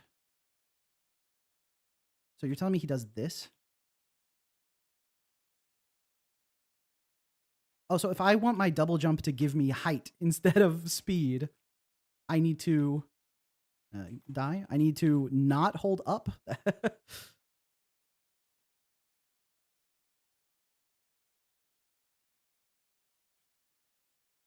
Oh, it's too hard to control, man. It's too hard to control.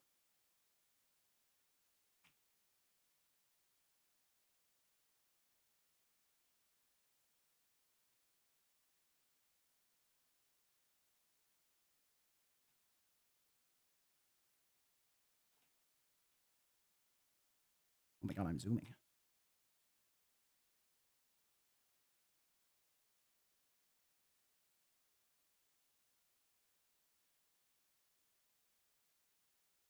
Oh, and you have to hold up while you're on a wall to wall jump, and then you also have to hold up the spin jump to wall climb, I mean.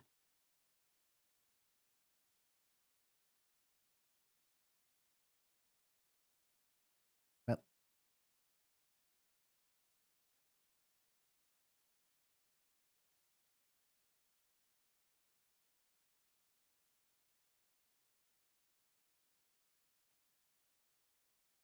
okay, I should just restart. All right.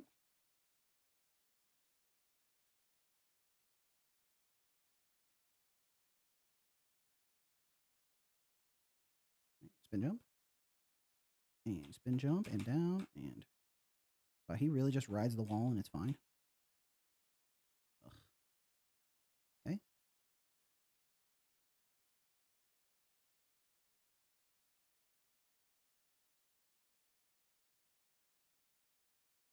Oh, there we go. That's a fast way to get through there.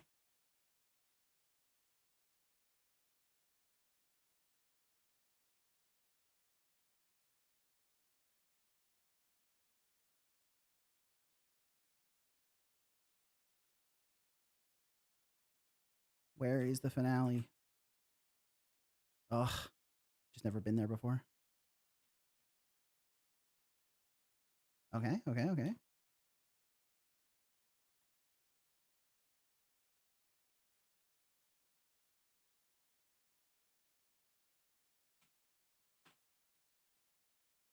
Just moving.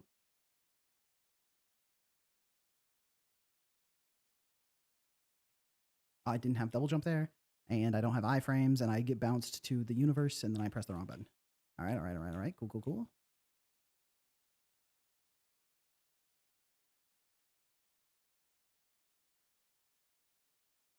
Okay, okay, okay, okay.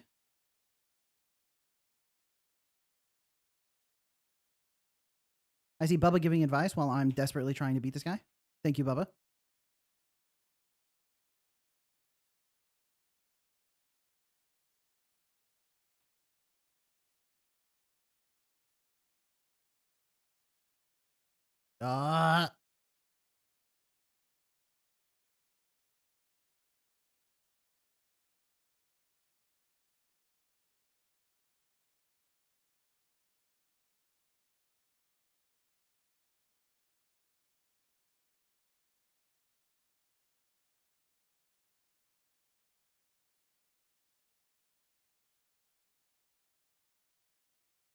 I still don't have double jump. Okay, at least I had iframe, so I didn't get teleported to the stratosphere. I failed my wall jump. Kill me. I just have to restart again because I didn't click the full screen in time. Okay.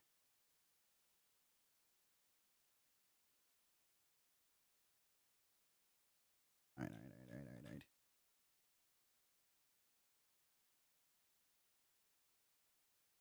Okay. Build up some speed.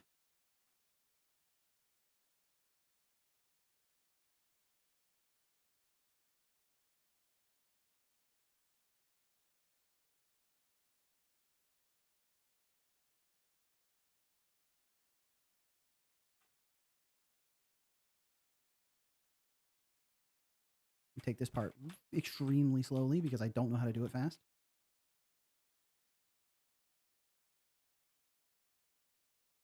Don't take damage.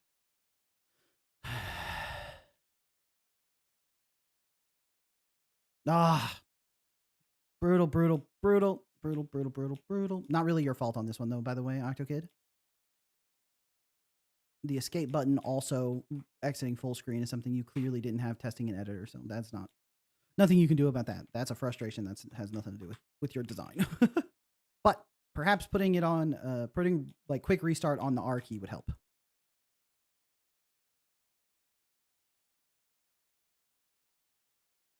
Whee. Oh, that lightning hit me. Bump off with your lightning.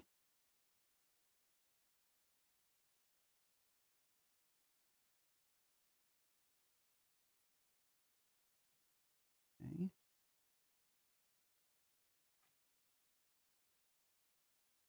Oh my god.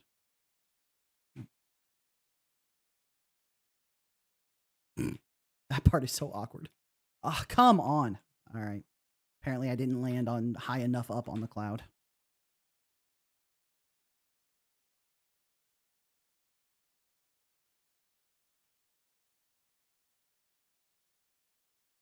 Don't even know why I was accelerating so fast there.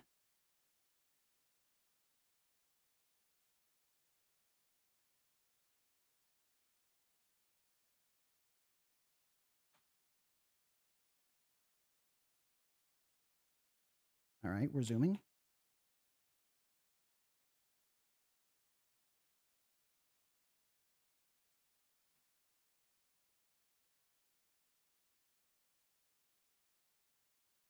Okay.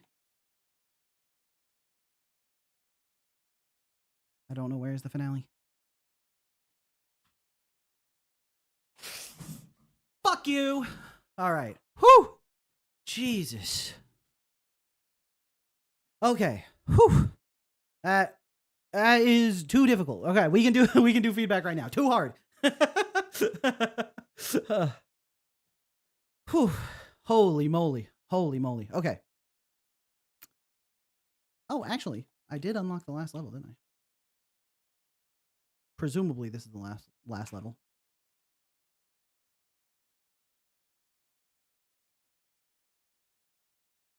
Oh, very Sonic.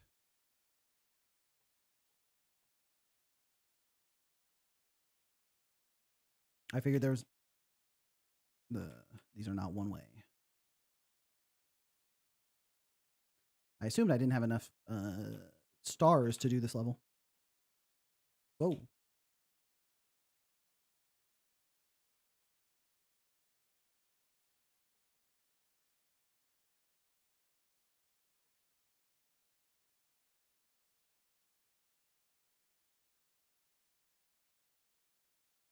Nice.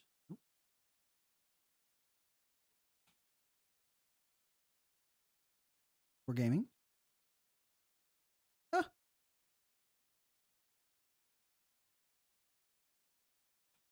Ah. Tragedy.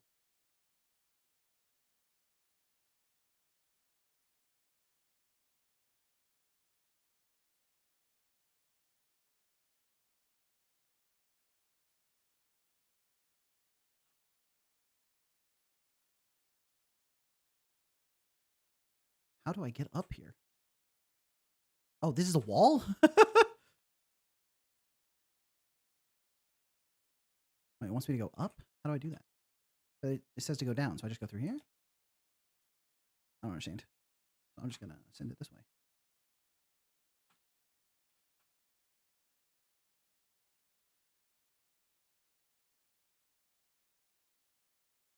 Oh, that's it. Nice. Cool. Easy J Cat. Cat with the membership for 3 months. Thank you so much, Cat. I really appreciate that. That's so nice.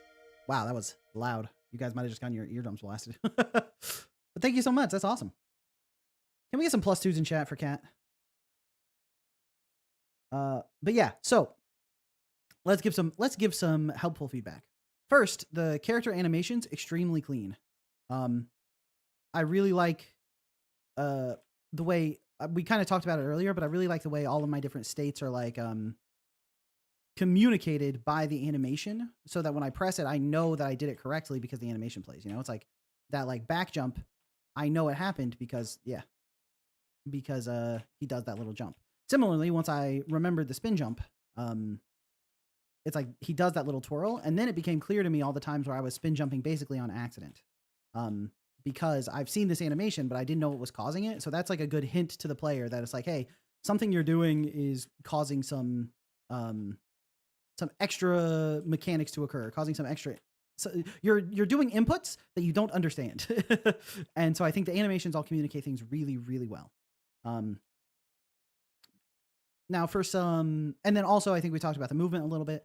It's like pretty clean. It's maybe the momentum's a little bit too hard to control let me phrase it properly. The momentum can be a little bit too hard to control, where it's like it can be hard to stop and it can be hard to build up speed again. But it's like basically the only way to build up speed properly is to do this spin jump, and then you're going a little bit too fast to control it most of the time. And you can sort of tell that it's like hard to control the character when you're not moving really quickly based from this one section right here. If I get to it again without dying, presumably, I just need to get there fast enough that he doesn't finish the level while I'm trying to explain. So let's get to it. I presume you all know which part of the level I'm talking about, but if not, well, it'll be illustrative. Like this part feels good because I'm moving fast, and you're supposed to be moving fast. This feels good because you're moving fast. You can wait for the lightning, or you can try to push it. You need to land here. Oh, I could land quickly, I guess, but this feels a little awkward, but it's not too bad. This area with the momentum of the character being so hard to control, I'm trying to jump on that ledge and I can't do it. It's so hard to maneuver in this room. Oh my goodness, because you can't come to a stop quickly enough. So I slide off the edge and I can't get onto the ledge quickly. Like this area is so difficult. And it's because the character is hard to control when they're moving slowly because the momentum doesn't shift very quickly. So with that in mind, if you had slightly more control over the momentum, that section would be easier to navigate. Additionally, all of the mechanics are pretty much about going really fast, right? Which makes sense. Like it's a game about going fast. You want the mechanics to be about going fast. But that section feels like the intended path is to go very slowly. Yeah, same with this. It's like I cannot figure out how to do this quickly other than to just wall climb it and then send a spin jump once I get to the top. Both of those sections really break up the flow. And for a game that's all about momentum, breaking up the flow like that is really, really rough, right? Both of those sections feel pretty bad as the player because I want to just keep going fast, you know? It's like if I'm going quickly and I mess it up and fall off the ledge, that doesn't feel nearly as frustrating as getting to a spot where I have to like slowly move through while the momentum is fighting against me. So those kind of areas, either you need the character controller to give you a little bit more leeway in getting through them. Like it needs to be a little bit easier to control the character, which is the way I think I would lean because I find it a little bit difficult to control him when he's moving slowly. And usually like it also compounds on itself. So let me explain what I mean by compounding on itself. When you're going quickly, the game feels good, right? And so you want to be able to get going quickly again. But now let's say you make a mistake. Oh, I missed my jump or whatever. Now I'm going slow. So I'm in a position where I want to get going quickly again. But because the character is harder to control when you're moving slowly, you're more likely to make more mistakes trying to get up to speed because you don't have as fine control because you're moving slowly, which means every time you make a mistake and lose all of your momentum, there's like a frustrating part of desperately trying to get back up to speed where you don't have good control over your character that causes you to make more mistakes. So you're still not up to speed. So you still can't control your character. So you make more mistakes. So you're still not up to speed. So you still can't control your character. And it just cycles like that and is very frustrating. But if the character was a little bit easier to control when you're moving slowly, then you'd be able to recover from your mistakes and get going quickly again. It's like the punishment for making a mistake and now you're going slowly is already that you've lost time, right? You don't need to punish the player even more by making them hard to control when you lose your speed. Then we also touched on it earlier, but another good thing to do is make sure that the platforms are very clear. Like this cloud right here is like a one-way, right? But it's not clear like how far I need to go through it before I land on it. Like you see that? Oh, and there's also, is there like a slope on this cloud? There's a slope on this cloud, but it's one way on the bottom. It's like, this is quite difficult to tell what's going on. Tofu says, I'd recommend some more mid-air control so that jumping can get you out of that initial slowness. Yeah. I think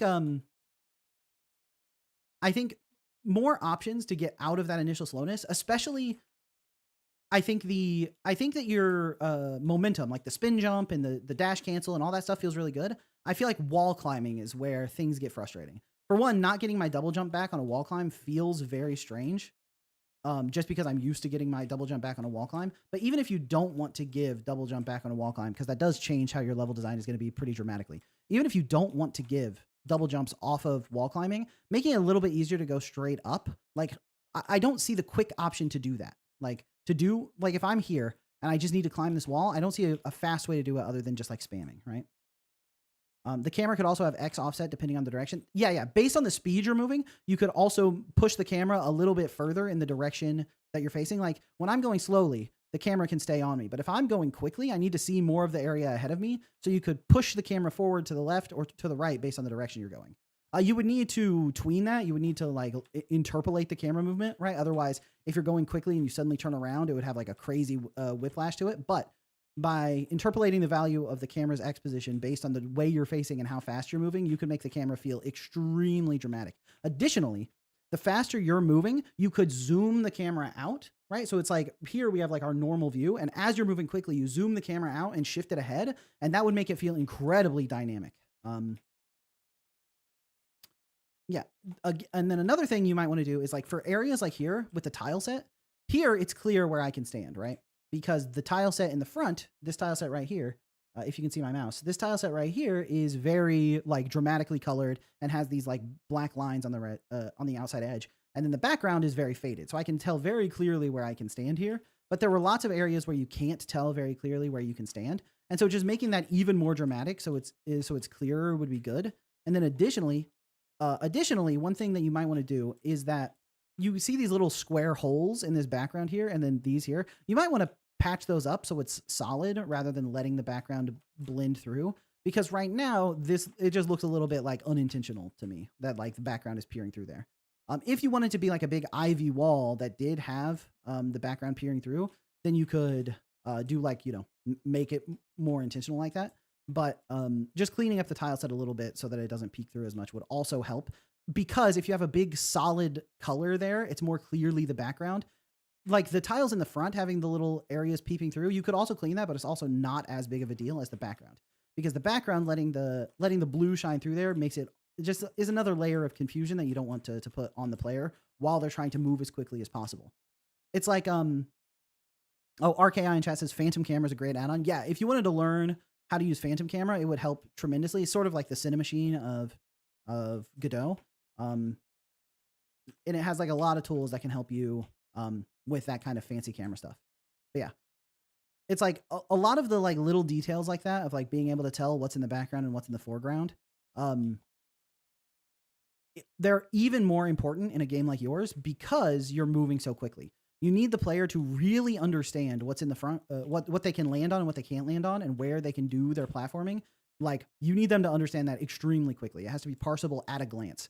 Otherwise, they're going to just bounce off of stuff. And when a player feels like they're failing and it's not their fault, that's like the most frustrating you can get, It's like if I mess up a jump, I'm like, oh, I messed up the jump. That sucks. But if I think I can land on a platform and I fall through it and I'm like, oh, you can't land on that, that feels really bad. So that's something you can definitely clean up as well. I think one area you can really see it is here in the tutorial level. The very first thing I noticed when I spawned into this tutorial level was I thought this was a wall. I was like, what am I supposed to do? And then I just walked through it and I was like, oh, okay, that's not a wall. And then I saw the parallaxing in the background. I was like, oh, that parallaxing looks sick, but this is confusing. It's hard to tell where the walls are. And I was so confused that I wasn't even paying as much attention to the tutorial as I should because I was like trying to parse where the walls are and figure out where I can go. And, oh, can I jump on this? Nope, that's in the background. And so then I forgot about the spin jump. And that's another thing that's good for tutorialization purposes is in this tutorial, you told me about the spin jump and then it never got touched again. And I didn't need it until I had already beaten several other levels and it was like brutal. Right. And then it feels like, oh man, I went all this time without the spin jump because I didn't know it existed. So making sure you revisit those ideas. That's one of the things with like a tutorial level like this that just like explains all the inputs. It can make it hard for the player to retain all that information, because it's a lot of information, right? If instead there was like the tutorial was split up into multiple sections, and then there was one section where you have to dash jump, like you have to spin jump successfully through it multiple times. Like there's one spin jump obstacle, then another spin jump obstacle, then another spin jump obstacle. That will help the player tremendously to know what they need to do. It's like right here, it's like technically, do I even actually need the spin jump to get through this tutorial? Oh, right. I technically don't even need to stomp here, right? Like if I don't read that text and I just jump down, I don't know stomp exists, right? Like, and then hold and double jump to spin jump. Do I need to spin jump through here?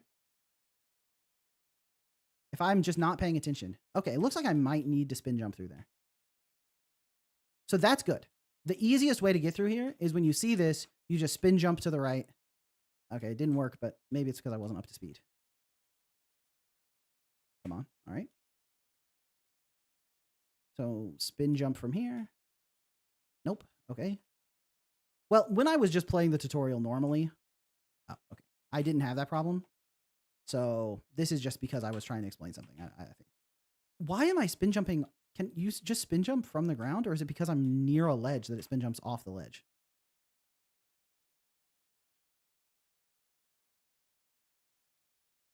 You could have the stomp break stuff. Yeah. Okay, Fane Luna made a great point in chat. In that section, you can have the stomp. Like there's an obstacle here, like a box or something that you have to break through to continue, and you have to stomp to go through it. And then the player knows stomp exists, you know they used it, and you can work those breakables into the level, because that's a fun concept. Breaking through stuff always feels good, especially you put a lot of particle effects on the destruction. People are going to feel really good breaking through that. Okay, I just can't get through here anymore. I am now stuck on the tutorial. There we go. So yeah, jump all turning to side flip. You also don't need to do that here, but the side flipping is not as important. But here, it should say like, spin jumping can help you build up speed quickly. And there should be a long section that like you press a button and then a door closes at the end, and you have to spin jump to build up enough speed to get through there, right? So that the player learns, oh, I need to build up speed using spin jump so I can get through here before I run out of time, right? Then you get to another section and you say something, spin jumping lets you whatever, right? Spin jumping also breaks obstacles, whatever you want it to be, and then they have to do it again, right? That way, you force them to use the spin jump multiple times, teach them multiple ways that it can be used, and then suddenly they'll know about the spin jump. And you probably want to do that for most of the mechanics, right? It's like similarly to what this is like that one game dev secret but made long. That's true. That's basically what I do with the game dev secrets is I just yap to myself for a long time and then cut it down to 1 minute long, like just the core information. Yeah, so here, wall jumping is pretty straightforward, but here, the stomp, you can put this here, right? And then, like, say, like, if you can stomp to, like, conserve your momentum or whatever, and then you have to do a jump, and then or you can make it like that you have to, like, stomping becomes a slide. You just have another way to use stomp. And then you do a third time where the stomp breaks through an obstacle, right? Because people learn things best in threes or whatever, so if you use something 3 times, you have your best chance of your player understanding it. So just expanding the tutorial to make it a little bit clearer what all your abilities are and how they all work, and making sure that by the time the tutorial is done, your player understands everything they need to. Using an ability one time and then moving on and never being told about it again is an easy way for your player to just not know it exists. It's what happened to me, right? I just forgot about spin jump.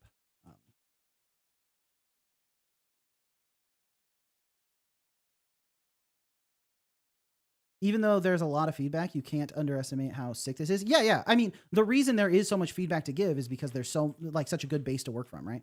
It's like if the controls were really, really bad or something, or the movement didn't feel good, or the levels were designed poorly, the feedback would be like, a good first try, but next time work on the character controller, because you can't really give in-depth feedback on how stuff works to a project that's missing the fundamentals. But the fundamentals here are in a really good spot. Like the level design makes a lot of sense. The level design makes a lot of sense. The character controller feels really good. So there is a lot of room to continue expanding on this. And it's got to be said, the character animation is so clean. The character animation is really good. Yeah. You did an excellent job with this game, that's for sure. And was this for the Shovel Jam? Let me check. This was... Oh, no, this is just a game. I got it. Not for a jam. Yeah, this is a great base, right? And I think improving the tutorial so that the player understands things better would be a good start. Also, you might want to reconsider the control scheme. Doing up to build speed was very unintuitive to me. It's like, I feel like if I'm pressing up when I jump, I want to go taller. And if I press right when I jump, that's when I want speed. But you could also put the spin jump on just a different button. Like usually dashes are on shift. If it was just shift in the air to do the spin jump, I would have known it existed the whole time because I just pressed shift to test if I could dash, right? So if shift was spin jump, I would have been doing it the whole time. So that's also helpful, is making sure the controls feel good to your average player. But also, that could just be a me thing, right? The up to do spin jump might feel good for most players. So one thing I would recommend for sure is getting other people's input to see what they thought of the spin jump. And also to like have people play it without like taking your input and having you remind them that spin jump exists and stuff like that. See how many people are spin jumping and fully understanding it. Yeah, thanks. You've been taking notes. That's why you haven't been commenting. Yeah, and the VOD will be up. So if you ever want to go back and review what I did or what I said, you can check the VOD. We also might be turning this into a YouTube video if I say good enough stuff. If I do a good enough job with my feedback, then we might turn this into a YouTube video. So Jonas Tyroller did a video where he played viewers' games and then gave feedback, and I really liked that video. And I was like, oh, this is sort of like Showcase Saturday. Maybe we could turn these into full-length videos. So yeah, here's a great example. I was trying to jump up to this ledge and it wasn't working. And I wasn't even trying to make the point of the controls being unintuitive or anything. I was just like, oh, I'm pressing up because I want to jump higher, but it causes me to spin jump, so I can't reach it. And then I was like, oh yeah, I have to let go of up. And then once I grab the wall, I have to press up again so that I can actually climb it. Yeah, either having a dedicated tutorial. Oh, another thing you can do that's like really sneaky, but and like, you know, us game devs, we will notice, but a lot of players don't notice, is if you just don't call the tutorial a tutorial, people like interpret it differently. The simple act of putting the word tutorial here changes how people interface with it, right? They think of it as like, oh, I just want to get through this as fast as I can so that I can play the real game, right? That's the mindset you put people in when you put the word tutorial here. If this was just called, you know, Giga Slam Jam Blaster or whatever, and I was like, okay, let's play the Giga Jam Blaster, then even though you have the tutorial text on screen, people will subconsciously know it's a tutorial, and maybe even consciously know it's a tutorial, but they'll play it as if they're just playing a level rather than trying to rush through the tutorial, you know? So even just a little bit of expectation setting like that can make a big difference. Yosho says, I think the best tutorials are the ones you don't notice. Yeah, I think that can be true. I think that sometimes really good tutorials are ones you don't notice, but you can also have really good, completely noticeable tutorials. It just requires, you know, taking that careful hand. Yeah, just try to your best to convey information to the player smoothly. Exactly. But yeah, I think you did it. Oh, yeah. Another thing to consider is the UI and menu buttons. If you want this to be a web-based game, then putting the restart button somewhere other than on escape would be good, because I kept getting like the issue of like, to restart the level, I have to do this, which means once I restart, I have 3 seconds before it starts and I have to like quickly get in there, you know? And then the fact that the buttons I use to move are the same buttons I use to go into a level is causing me to accidentally restart this tutorial over and over again. That's like a very minor point, but it is something to consider. Yeah. Also, the fact that I can do this area without side jumping. I don't know exactly how you would need to build this to make the side jumping like completely required, but there are ways that you can to build it out. And having an area where the side jump is completely required, and then some areas where the side jump makes it feel way better and feel way faster, can also help get you to the point where the player wants to use those abilities just like, you know, right off the jump.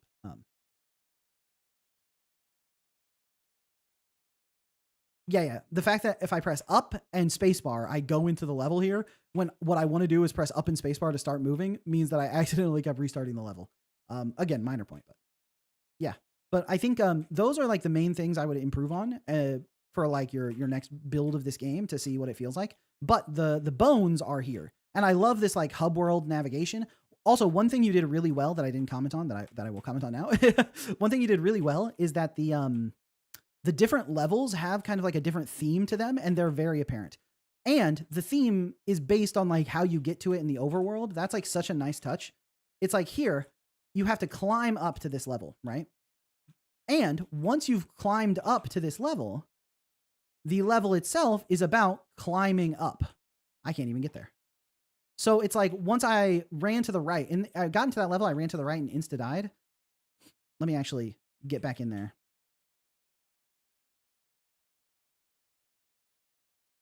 Let me get back to the level to make my point.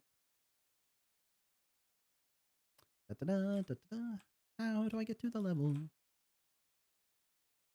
Do I climb up in here, maybe?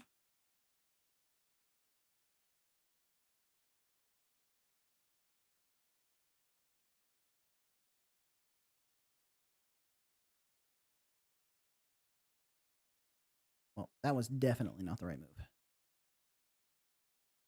Oh, Arcade pointed out the lighting. Yeah, the way the lighting hits the character, I'm in shadow, so I don't have that sheen, and then I get in the lighting and my character starts shining. The lighting effects are really nice. Especially the lighting sheen on the character. That feels so good.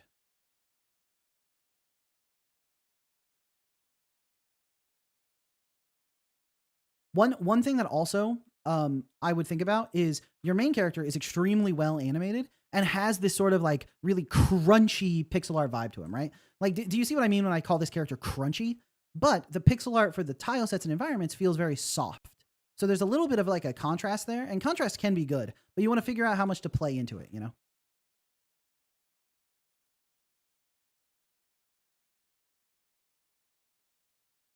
But that's a very minor like style matching thing. Ah, there we go. That's what I do. Ah, tragedy.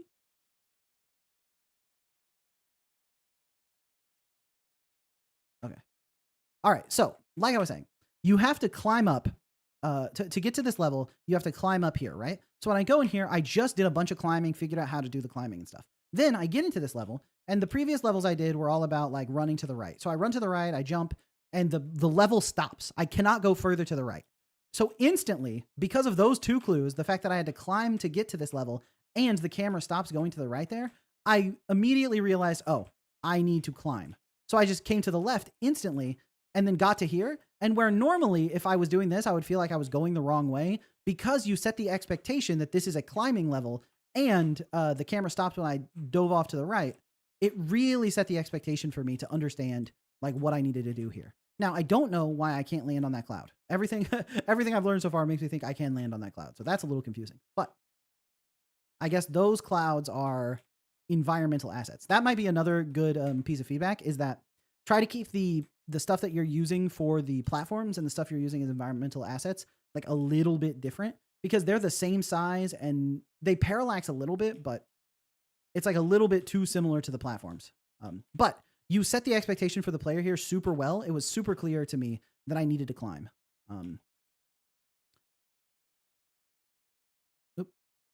And then for a lot of this area, it was clear like where I needed to go with how you laid out the level to sort of like breadcrumb me in the right direction. And also the lighting on this level is really good. It feels like I'm climbing up into the sky at night. So really good lighting, really good expectation setting. I feel like this level really is pretty standout. It does have the annoying, if you fall, you have to restart type vibe to it. But because the rest of the game isn't like that, I kind of don't mind it here. Ah, tragedy. Oh, not tragedy. If the whole game was like that, then the rougher controls, or the not rougher controls, the need for high momentum would be a little bit more unfortunate, because you know when you're going this fast, extreme precision isn't exactly what you have available to you, and these kind of games generally want extreme precision. But see what I mean? If the whole game was like this, then the lack of precision there that caused me to fall like this would be extremely frustrating. But I think you did a great job with expectation setting here, and you could continue to do that with other levels too. Like if we go back to the hub, like here, the tutorial level that looks like all these blocks is in the area with the blocks. So that makes perfect sense. But you have like this really cool running on water and like lightning mechanic type thing. You could do the same thing here, where it's like you go down and there's like a little lake under the ground here, and you run across the water and there's lightning that you have to run past to get here. And then that'll set the expectation for the player that that's what's going to be happening in the level. And I think that that really works. That you know, when they see all the lightning, they're like, oh, that's what the level's going to be about. And it gets them excited for what's to come, right? Then when they go in there, they know that that's what's going to happen. And I think overall, this hub world that you did has like, does a really good job of that. And I could see you like, once you get enough stars here, you go to the next hub world and introduce new mechanics and all that stuff. I think it makes a lot of sense. So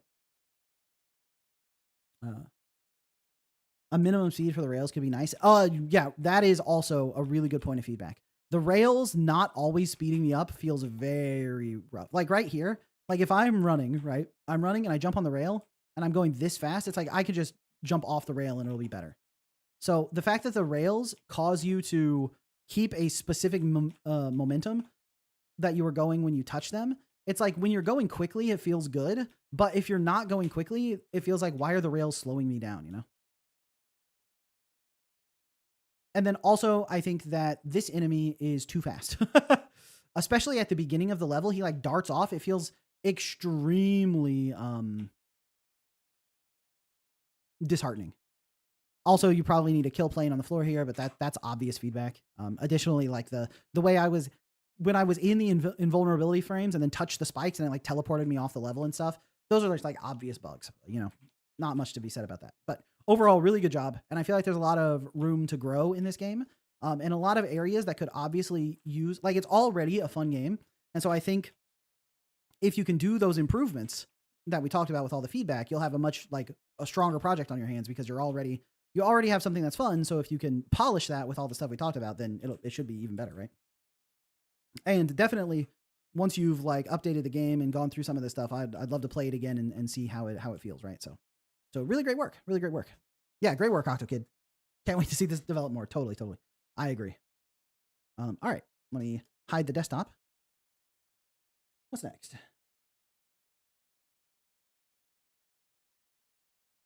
Yeah, +2s for Octo. Can we get some +2s in chat for OctoKid? Nice. Tofu gave +2,222. So he was ready. All right. I don't know if this game has sound. Let me check my OBS, make sure it's not too high.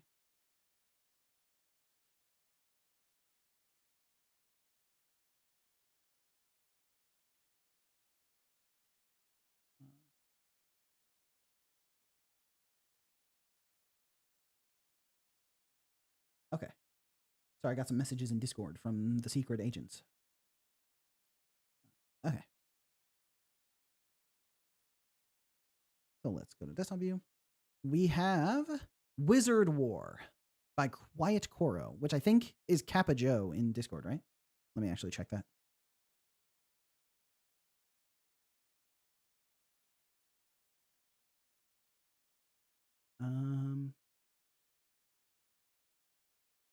Yeah. Kappa Joe in Discord, Quiet Coro on itch.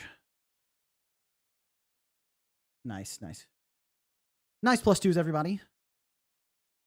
All right, so we have Wizard War.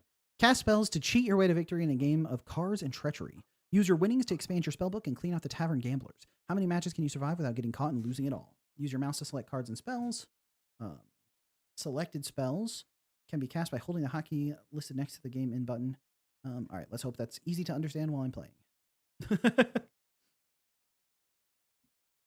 My standard, not paying that much attention to the tutorial move. Yavraj, you're going to go to bed. Good night, Yavraj. See you next time. Yeah, make sure it's not too loud. Press and hold to select cards as targets. Cast spells on the left. Oh, can I full screen this? If not, I could... Oh, this is for the Brackies game jam. Got it. Cast spells on the left. The house wins ties. Watch his eyes. Don't get caught. So I can cast spells. Clairvoyance. Oh, I need to pick...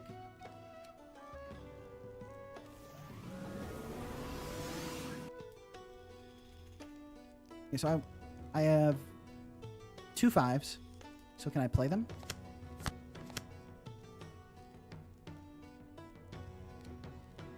I'm not sure what my goal is yet. I'll play... Force opponent to play a specific card from their hand. Wait. Oh, I can target their card like this. Okay. So I'm targeting this card, and I'm going to force him to play it. Oh, he saw me. He's on to me.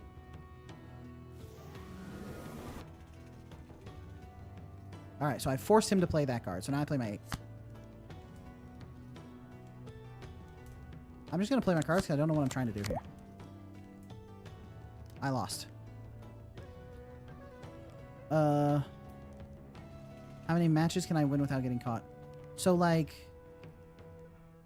what am I trying to play? I'm not I'm not 100% sure what I'm trying to do here. Is it just poker? Like, I'm just trying to play a good poker hand?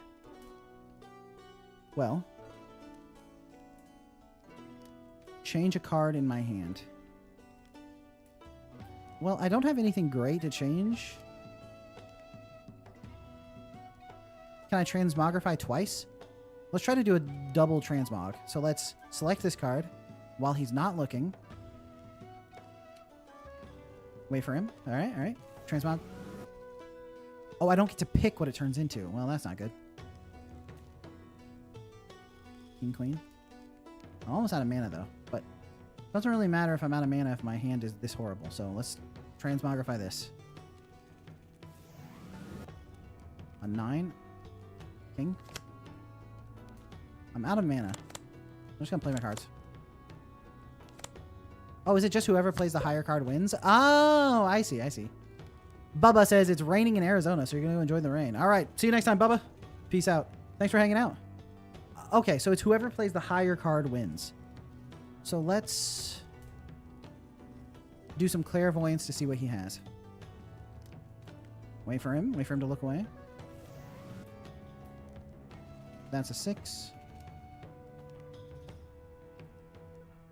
Do some clairvoyance. That's a queen. Okay. So I want to force him to play this queen. Sirens call out that queen. Beat it with a king. Nice. That's a great start. That's a great start. We only have 2 mana left to work with, though. This 2 is horrible, but I can't afford to transmog. So let's do some more clairvoyance. That's a 3. Target this. Oh, 2, 3, 6. So he's really easy to beat. Let's... King Jack. He can't possibly beat King Jack with his last 2 cards. If we play the 2 here, he beats it with 9. So he can't win if we play... Yeah, we win the next 2. Nice, nice. Okay. Shop. I can upgrade my mana by 3. Wait, do I... Oh, I only have 100. Okay.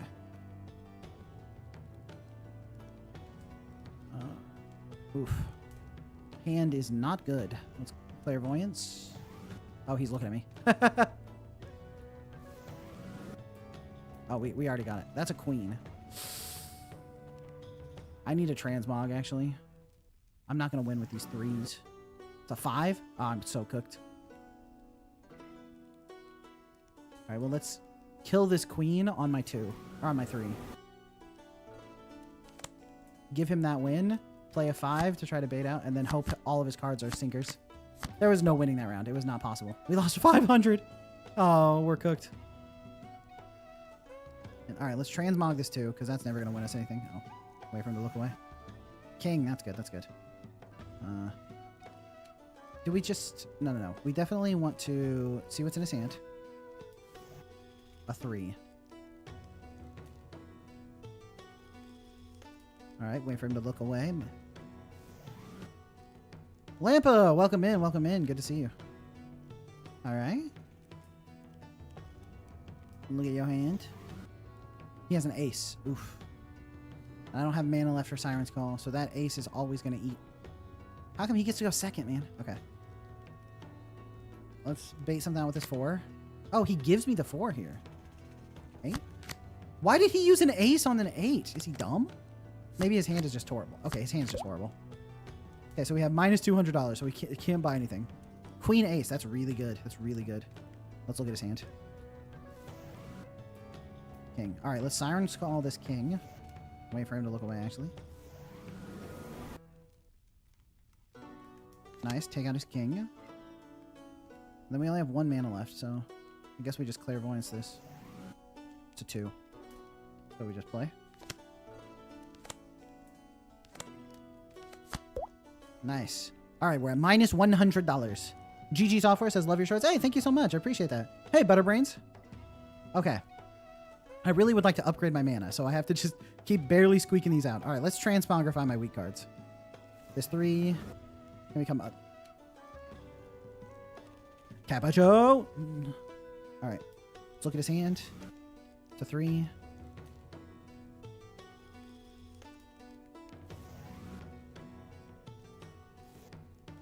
Look away.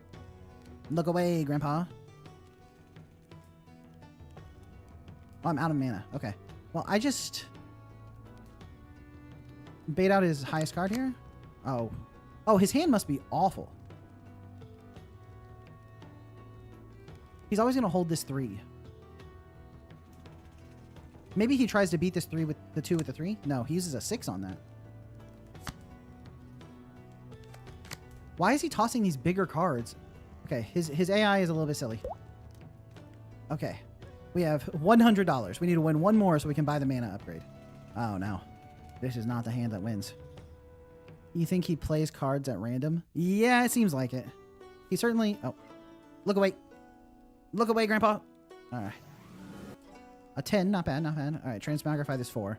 Couldn't get much worse, could it? Oh, I'm out of mana. Oh, if I start casting and it fails, I lose the mana? Oh. Hmm. Well, if he plays his cards at random, I should just... Well. Tragedy strikes. All right, we're at minus 100. Let's transmogrify these 5s, I guess. Look away. Look away. Capacho! Alright, come on. Alright, 9's not bad.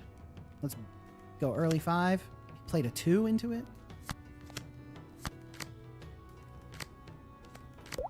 Okay, at least we won. We're at $0. We're at $0, everybody. It does give you a bit of a game of chance, hoping he plays lower ones and you play a low card. Yeah. I wonder... Alright, we definitely transmogrify this 4, right? That way we can get a nice juicy 3. Alright, 9's not bad. Then let's clairvoyance his cards. Because if we can clairvoyance his cards, we can make some more informed decisions. Okay, he has a 10. Oh, burned a mana. That's bad. He looked up faster than I expected. That's okay. He has a 10 and a 6. Maybe he plays the 6 into the 7. He played a 4 into it. 8. Okay, he played the 10.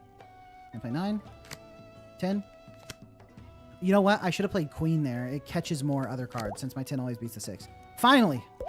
Finally can upgrade my mana. All right. Now we're cooking with gas. We're fighting our way out of debt with this one. All right, look away. So I can transmogrify this 3 into a juicy 2. Oh, 3 into ace, baby. All right. This hand is looking good. All right, let's just transmogrify this 5. All right, waiting for him to look away. Look away.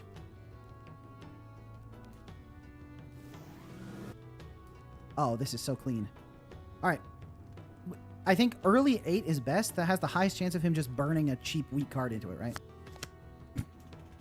Well, should be pretty clear from here on out, right?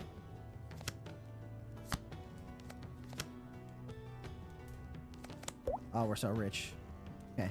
Mana upgrades are like the most powerful, I think. Let's transmogrify these 4s.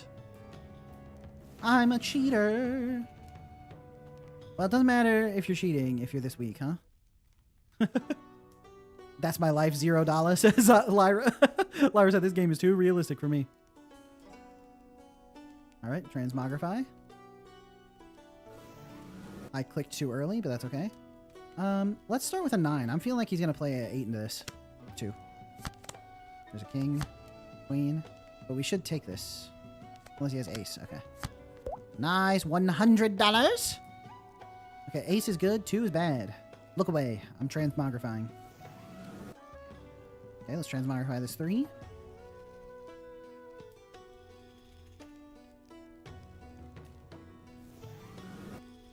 Okay. Do I want to transmog this 5? Yeah, probably. It's probably my best bet, right? It's like a redraw. Okay, not bad. Then let's start looking at his cards. That's a 9. Oh, no, that's a 6. That's a 6. I thought I was looking at it upside down. Am I looking at it upside down? Let's find out. I am looking at it upside down. That's a 9. No, wait, 8 doesn't tell me. Okay, but this spade looks like it's upside down, so I think that's a 9, which means his hand is actually pretty good against mine. Maybe I can catch the 8 with this 9. Go fish, baby. All right, 7. Queen. If I play the 8 here, okay, let's catch the 9 with this ace. Ah, okay, well, we were never winning with that last card anyway. Let's, upgrade my mana by 1. Or greater clairvoyance. Costs 2 mana to cast. Don't know what it does. To reveal his whole hand. See his whole hand? Okay, that's pretty good. And we can make some informed decisions.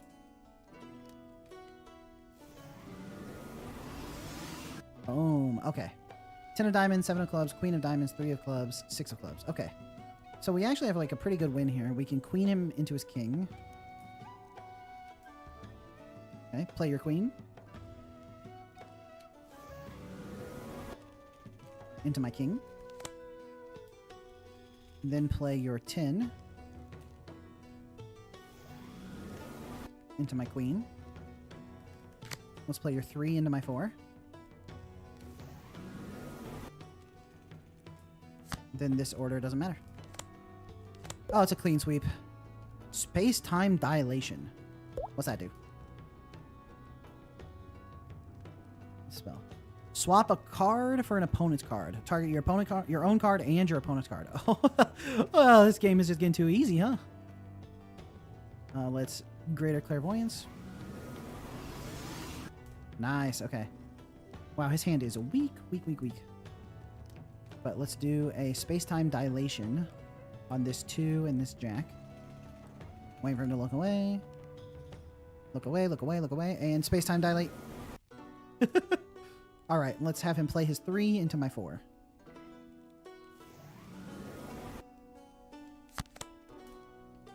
And then he needs to play his 8 into my jack.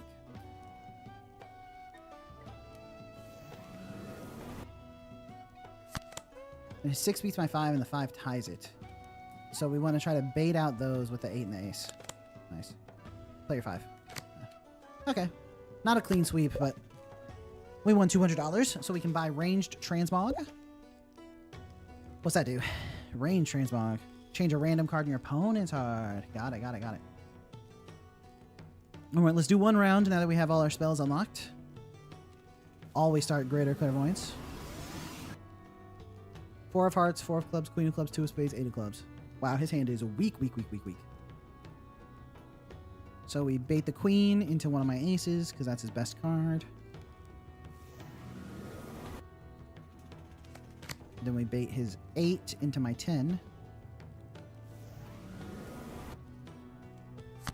Now he can't win from here. Let's give him a chance, let's range transmog one of these 4s. Oh, he got a jack. Good for him.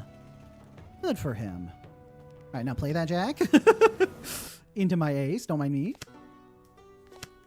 All right, that's a clean sweep, baby. That's a clean sweep. Let's upgrade my mana. And let's upgrade it again. And upgrade again. Okay. So. Luna says evil. Yeah. Not my most charitable thing I've ever done. Okay, let's give some feedback. First off, I really like the main mechanic. Targeting the spells, like choosing to cast spells on the cards in my hand while he's not looking at me. At first, I was a little bit confused why him looking at me or not mattered. I was like, oh, it doesn't really make a big difference.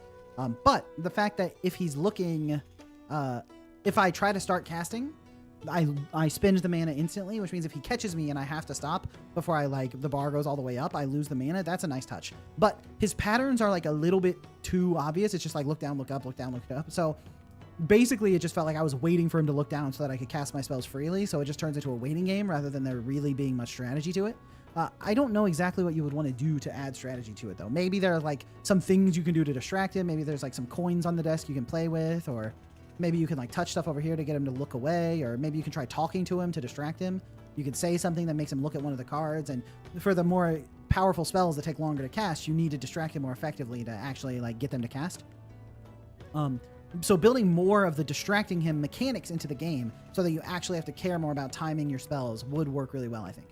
Additionally, once you get all the spells and get the mana upgrades, you're just way too powerful. You're way too strong. It's like, it's so easy to just crush him into the dirt once you have all these upgrades. It's like he can't do anything to stop you. Other than if you just like cast poorly and get caught, right? But I think that in general, sorry, I lost my train of thought there for a second.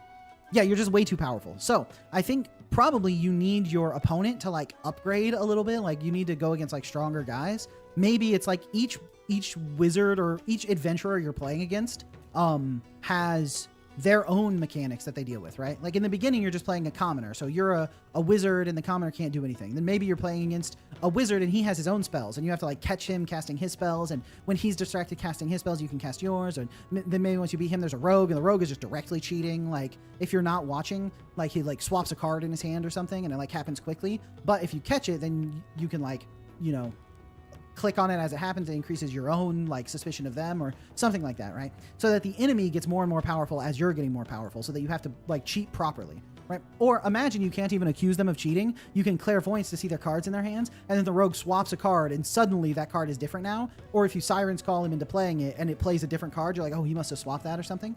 I think that there's like a lot of stuff you could do there to make the gameplay like more addictive, right? It's like, because as I got stronger, it felt good, but there's like nothing for me to do with it, right? I can easily crush him every time. Even if my draw is bad, I can probably still beat him. Maybe not 5-0, but I can at least like 3-2 or 4-1 him like every single round, I bet. Yeah. The way this wizard changes his portrait as he like looks up and looks down, this feels great. It feels like he's really sitting there looking at cards, you know? He has like a little bit of a personality to him. So I think, you know, indexing in on that where you can actually see all the different opponents and see the stuff they're doing, I think that could work really well too. Some people in chat have mentioned it, but there is like a little bit of like mixel stuff going on where you have these like really smooth borders on the table, but then like this like thick chunky pixel art for the wizard and the cards. And also the pixels on the wizard's face are different pixel size than those on like the different assets. And then the font is very like just like the basic font that comes in Godot. But this was for a game jam, right? How long is the Brackeys jam? Is it easy to see?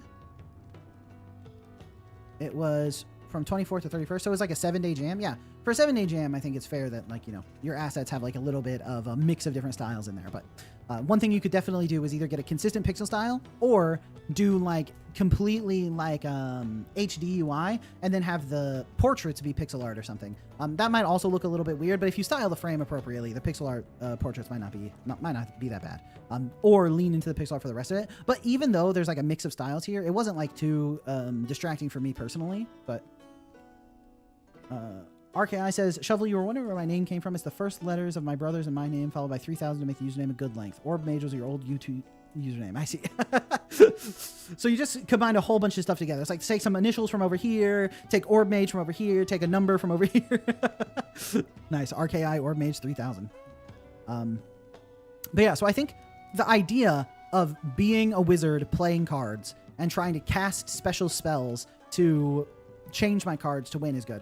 Also, I think that there's some amount of like roguelikiness you could add to this, where the spells you get access to, like the ones you can buy, change. Like the shop isn't the same every time, so you can choose which spells you want to have equipped, and then you can throw away spells for better spells later, and you can get like, you know, magical talismans that give you different abilities and like effects that like stack the deck in your favor, stuff like that.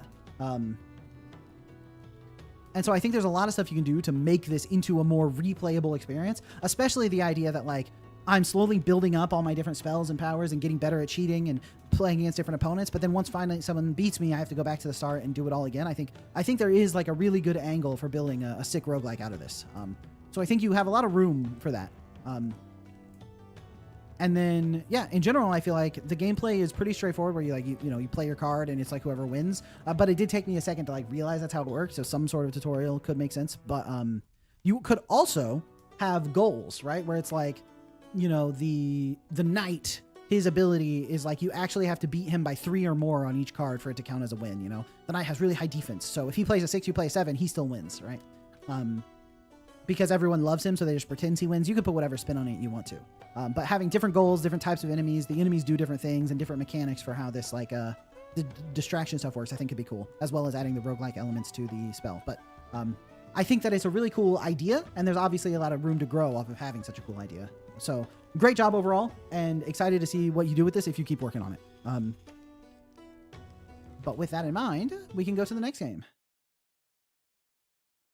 Jumpy Neb says, for a game he wants to make, he wants to pixelize photos and downport them to the SNES, like an in real life SNES style game. That could be cool, yeah. But you would need to like limit the color palette, because otherwise you're going to end up with it being really muddy where all the colors kind of like blend together a little bit.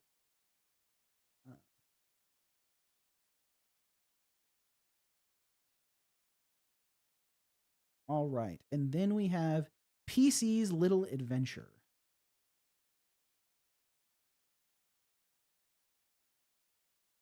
I'll show you the page for this.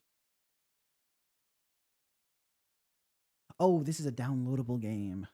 I didn't get my remote PC set up, so next time. Looks good, though.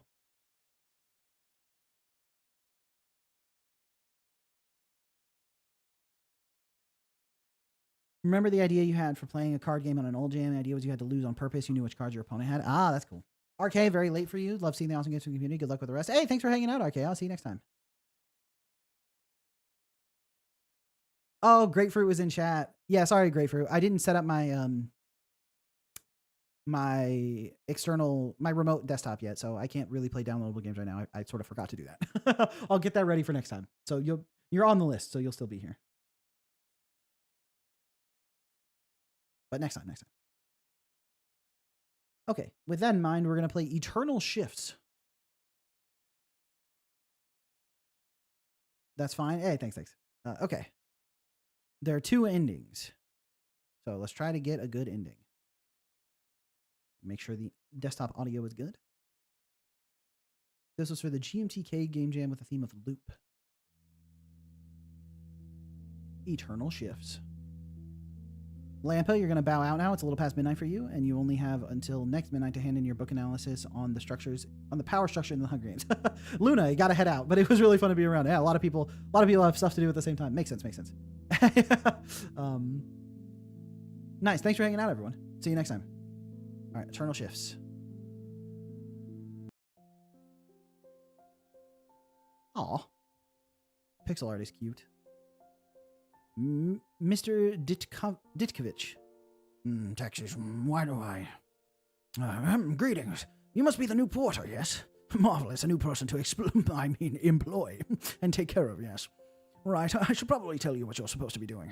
You will be given orders on the top right of the screen. If the ore you put in the furnace doesn't match, you ain't getting paid.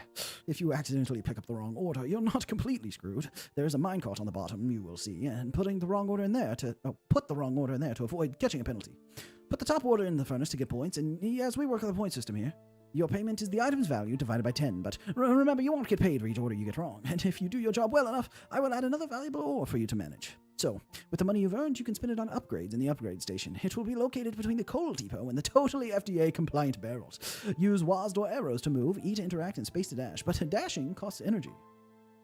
So make sure to refill your energy with the barrels that contain totally FDA legal substances, yeah. Also, if your daily score exceeds 350, I will call into my office for a meeting.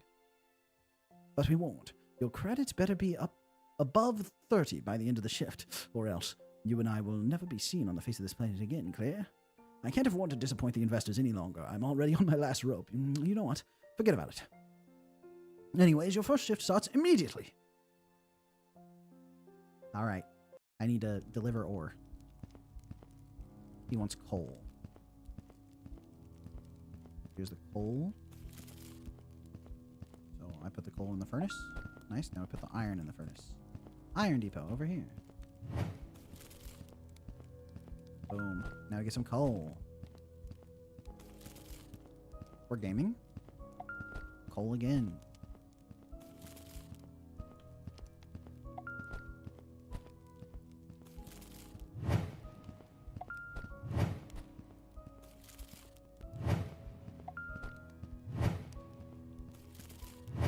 Just spend my energy. Why not?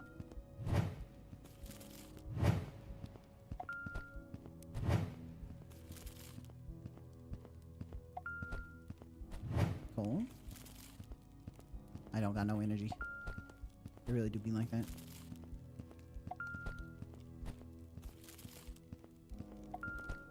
Coal up next. We're gaming.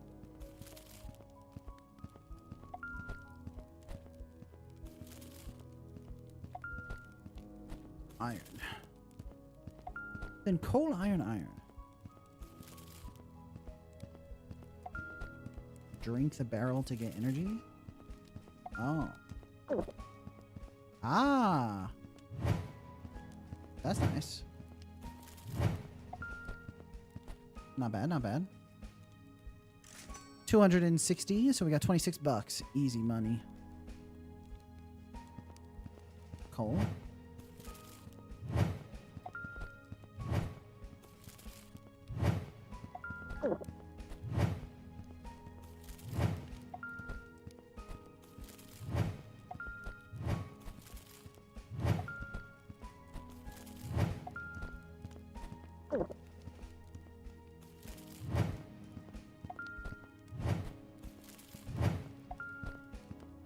Coal is the tougher one to get.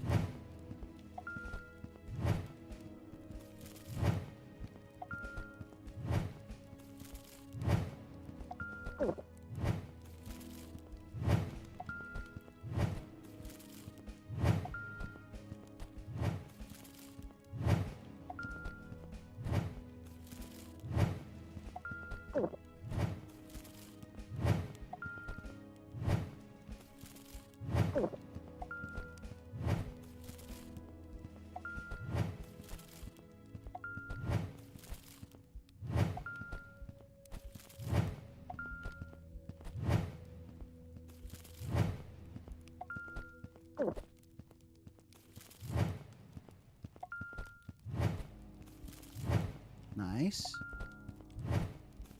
We're well above 300, which I think is what I needed.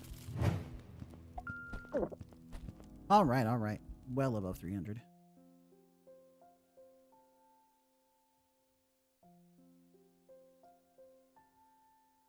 Oh, hey there, kid. I just wanted to say good job. You've been doing what you've been ordered. You've been doing what you've been ordered to do quite well. So I just wanted to tell you something. Your skills are too good for this place. You shouldn't waste your life in the depot station with those kinds of skills. That's why I'm promoting you to sector manager. The investors are very pleased with your skills. I have to admit something. I might have been a jerk to you, and I just want to come out and say it. I'm sorry for being a jerk. This job has clouded my judgment. I judge people too harshly, but hey man, I got you by my side now, so please do me a favor. If you see me transgressing on someone, please stop me, okay? All right then, let's get you settled in, yes?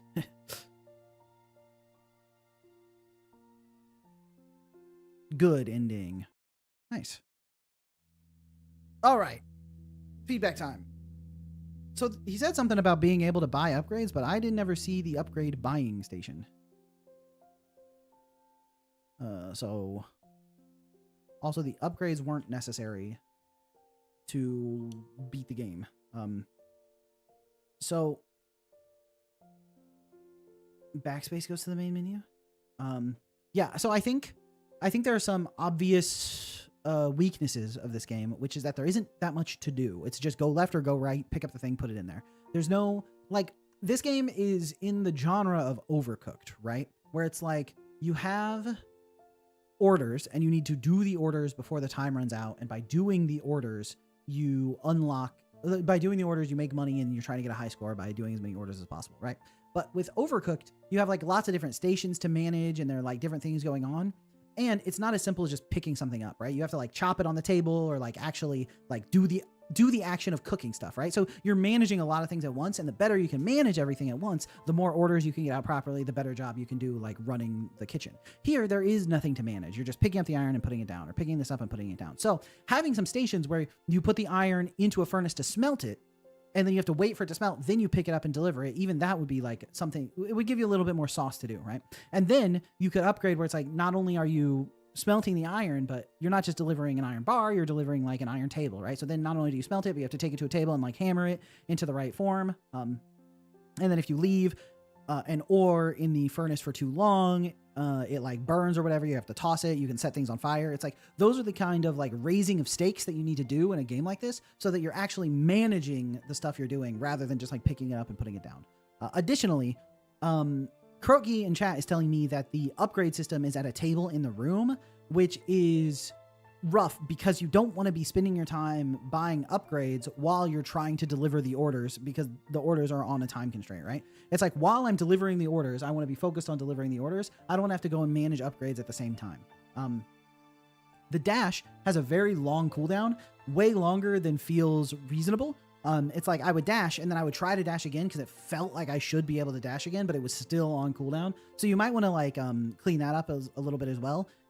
In a lot of ways, the dash probably doesn't even need to be energy gated. You can probably just let the player dash around if you add more of those extra mechanics that allow you to like actually have stuff to manage, right? The more stuff you give the player to manage, the more you can just like let them manage that stuff and dash around and turn it into a bit of like a chaotic experience rather than just like straight up delivery type thing. Additionally, you have this Mr. Ditkovich character, and there's supposed to be like this story arc of him being like this overbearing, unreasonable manager that's like giving you this stuff and being hard on you. But outside of the starting cutscene, that's not really present very much. So one thing you can do is make some of those difficulties that come up while you're running the shop be Mr. Ditkovich, like giving you stuff that you have to do in addition to delivering the orders, right? It's like, not only do you have to deliver the orders, he also is like, and by the way, by the end of the day, you better have like balanced our accounts, right? And then you have like the table with like the checkbooks and stuff on it, and you have to go over there and you hold E while you're over there, and you make like slow progression on the accounts. So it's like while you're trying to manage everything to place orders, you occasionally have to go to the table and hold E there to like balance the accounts. And it's like, oh, Mr. Ditkovich gave me this extra task that I have to do, but I really want to focus on running the shop. Like stuff like that would allow you to build Mr. Ditkovich into more of this like more of this villain type character that's unreasonable, like that gives you all this extra stuff you have to deal with. And then you just continue expanding from there. More different like item types to build, more stuff you have to do, more orders from Ditkovich. You need to balance the books, and you also need to clean the shop. You need to balance the books and clean the shop. And also it's his daughter's birthday this weekend, so he needs you to like bake a cake for her. So on top of everything else, you also have this like random cake stand on the right that you have to like manage. And so doing all that would make the game feel more like it has gameplay to it, and it would give me more opportunities to fail, which is what you want. It's like there was no opportunity for me to fail here. I'm just picking up an object and putting it in the thing, right? And I could pick up the wrong one, but even that's like whatever. It doesn't really matter that much. You know, it's all it stops is one delivery. So there isn't really any tension. And, you know, for the game to be fun, you really need to build that tension into it. So I think that those are the things I would do to improve the game. But on the plus side, the pixel art is very cute. So you have a good basis on this pixel art. And you've got the game working, like the basic mechanics of picking stuff up, putting it down, smelting the furnace, all that stuff, like doing the deliveries. You have all the core systems in place. So now it's just a matter of expanding on those core systems and giving the player more stuff to do. Ari says, hi, Shovel. Hey, Ari, how you doing? But yeah, really good job. And excited to see if you continue expanding this or not. But now we can move on. Let me check.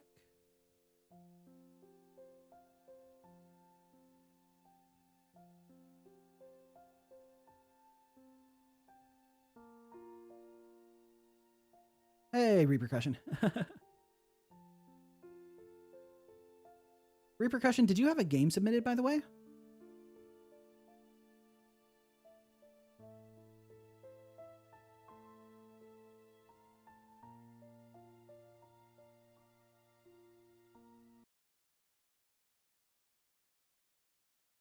It's in the Showcase Saturday channel.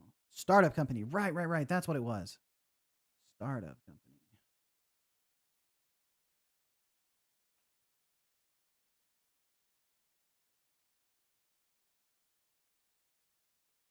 Oh, right. I already played this. But I can play it again. Startup company.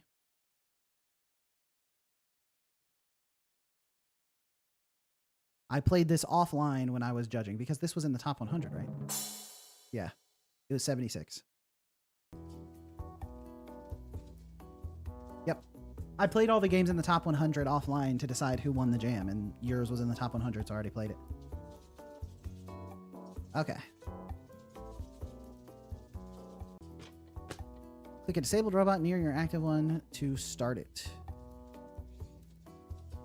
Walk over inputs to activate them. Red buttons press once. Green buttons must be held down. Levers can be toggled. Right. This is the one where I can create my little... Ah! Dang it.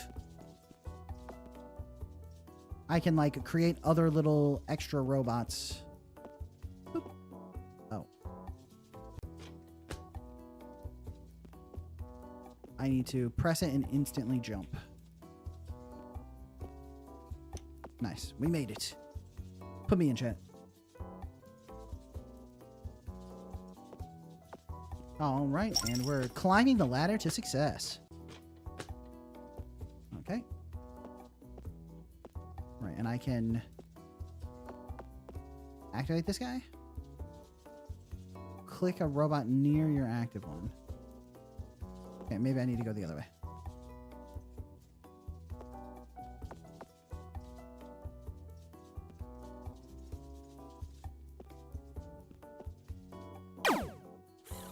Nice.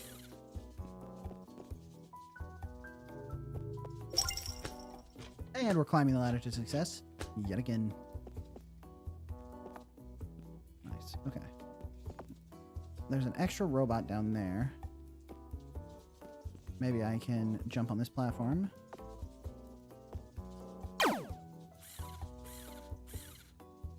Then get on here, then blast him. Then press this. Oh, and we're both up here now. Nice. Okay. Blast my homie. Nice.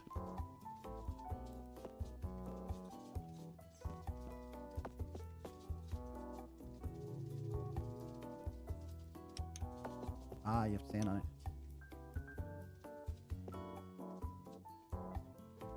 Nice. Let's send it over to my homie. And we're gaming. Okay, now I got two friends here. One red button over there, one green button there. Alright, so obviously let's activate this guy. I'm guessing I need to hit this toggle.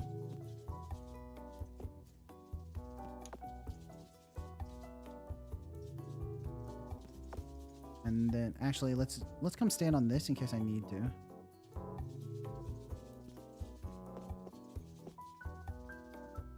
Well, send control back over to this guy. And boom. Right, now you send control over here.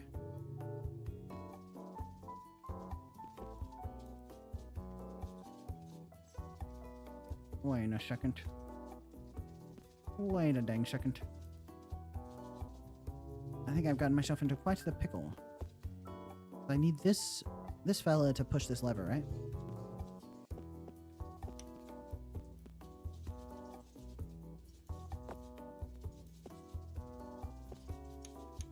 Oh, but now I can make this guy be the one who climbs. There we go. And we zoom. Okay. And we go back up to our friend up here. Nice.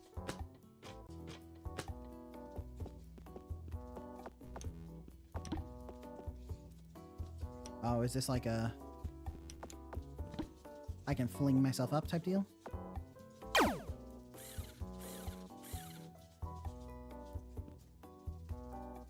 Alright, blast this. Alright, fling myself up. Nice. Alright, what does this red button do? Oh.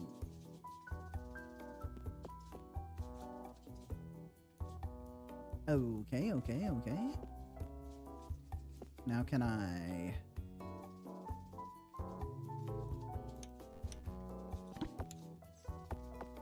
I wonder if I get a one-time fling.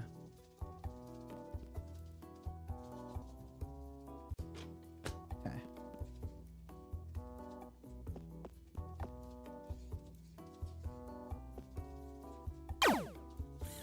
Oh wait, can I actually just like launch myself? Yeah.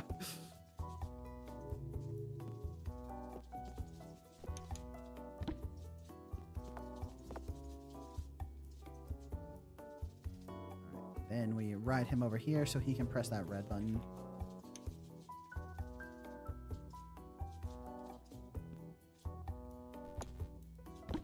Oh, he gets knocked off onto the red button. Ugh. Okay. At least we got it. Boom. And up we go. Perfect. Perfect. Up we go. You ride this.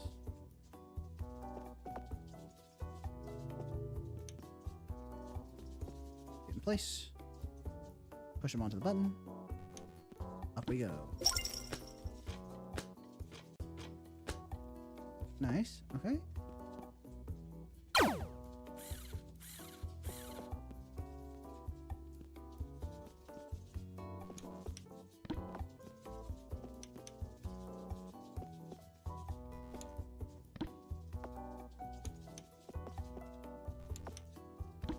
I think I can make it.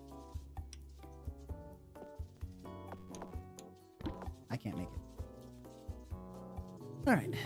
Up we go.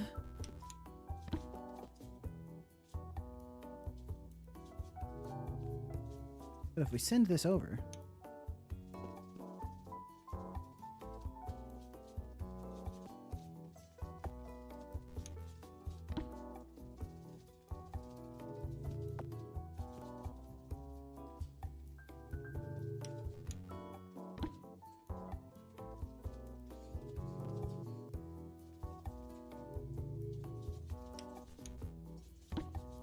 Gamer. What? Why he fall? Explain me. Why he fall? Mother trucker.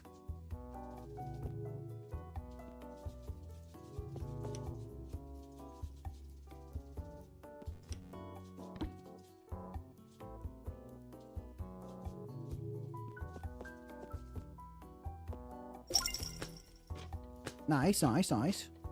Second happens if he's right on the edge. Ah, I see, I see.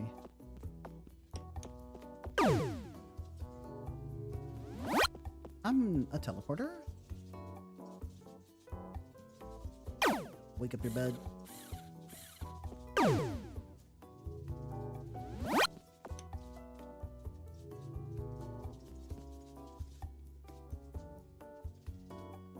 Nice.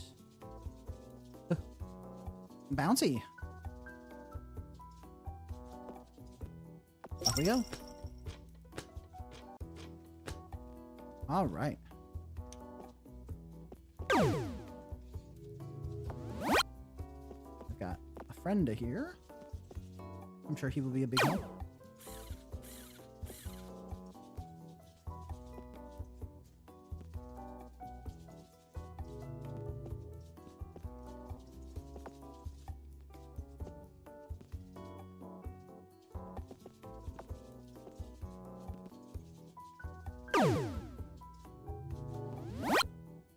Oh, I think I might already be cooked because I pressed the red button too early.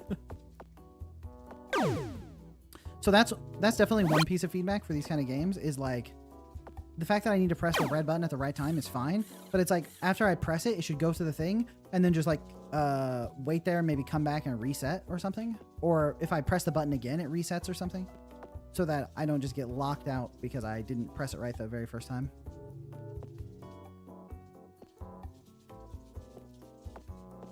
It was this one, right? I think so. Also, some kind of indication to me that this button is connected to this platform, because this platform just looks the same as the other platforms, so it's hard to know. Right. It's like, what does this button do? My best guess is that it puts me through that teleporter. It's like it pops this up, you know? So put here. So my guess is that this is going to fling me up and then I'll teleport through. What? Did I do it wrong? Did I do it wrong? How could that possibly have been wrong?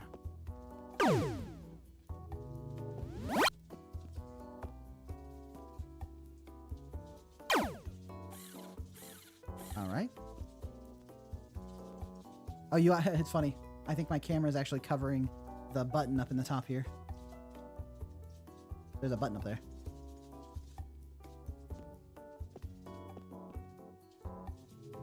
Nice. Okay, okay. Now we come over here. Oh.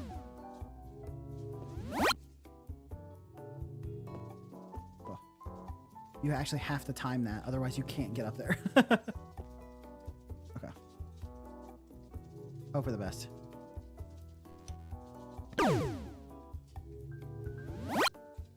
Okay, seems like I cannot progress. And that's this level? Okay, well, I think I got stuck at this level, which is unfortunate, but as far as feedback goes, let me turn the volume down a little bit. In fact, I probably could just mute it for feedback. Okay, so as far as feedback goes, I think there's like a couple things.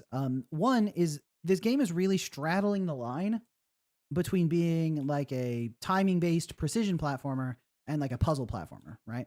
And you can make that work, but it takes like a lot of effort on the design, like on the design strategy of how you're building out the levels. For example, this part right here is a great example of what I mean. I have to send it down to this guy, right? And then come over here and press the button to activate this. But not only do I need to do that, I need to then switch to him in time to make this jump, because I think if I don't jump there, right, I'm cooked, right? I can't get up there. Some computers act differently. Yeah. It's probably like a frame rate or a delta time issue or something. That's understandable. That's just a bug. That's that happens. Worth fixing, obviously, but that's not like a design issue. That's just like a bug. So that's something that's worth keeping an eye on, is making sure that you test it on different systems and that like all the everything works properly. But yeah, this right here is not only a puzzle where you need to get him up here before you press this red button, but you also have to do it properly. You have to switch to him and jump at the right time. And you only get the one shot because otherwise you have to restart the level. And it's not that hard to do, but the fact that like it is both a puzzle where you have to get everything in the position at the right time and hit the button at the right time, and also precision where you have to jump at the right moment to also make it up there. It's like it's just straddling the line a bit, and then you need to get him in position. I wonder if I need to like switch here, press the button. No, I couldn't switch to him while he was in action. And then you also have the concern with this game where there's a lot of time spent waiting for the animations. For example, waking this guy up. It's like there's really, like, you could build puzzles around needing to wake them up in the right order, and like how do you get to him to wake him up? Because first you get to him to wake him up, and that unlocks like different parts of the level. And I think the first time I played this, I didn't get stuck here. This getting stuck here doesn't seem familiar, so I don't know if I was using a different browser or something, but I think there are puzzles later where first you have to go figure out how to wake him up, then so waking him up before you can switch to him makes sense. But here, there's no reason why this guy couldn't just be awake over here, right? He could just be awake, and then I don't have to wait for that. Similarly, switching between them, this animation is very cute where it like does a thing and boop, goes to him, but it makes it take like quite a bit of time, which if it's a puzzle game, it's a fun, cute little thing. But if it's a precision-based platformer, that time is like, come on. So it's really a fine like balancing act between how much you want it to be precision platforming and how much you want it to be a puzzle game, because the design elements all have to cooperate together to give the player the experience you want. And this like slow switch animation feels totally fine for a puzzle game, but for a precision platformer, it's a little slow. And even for a puzzle game, it's a little slow, if I'm totally honest.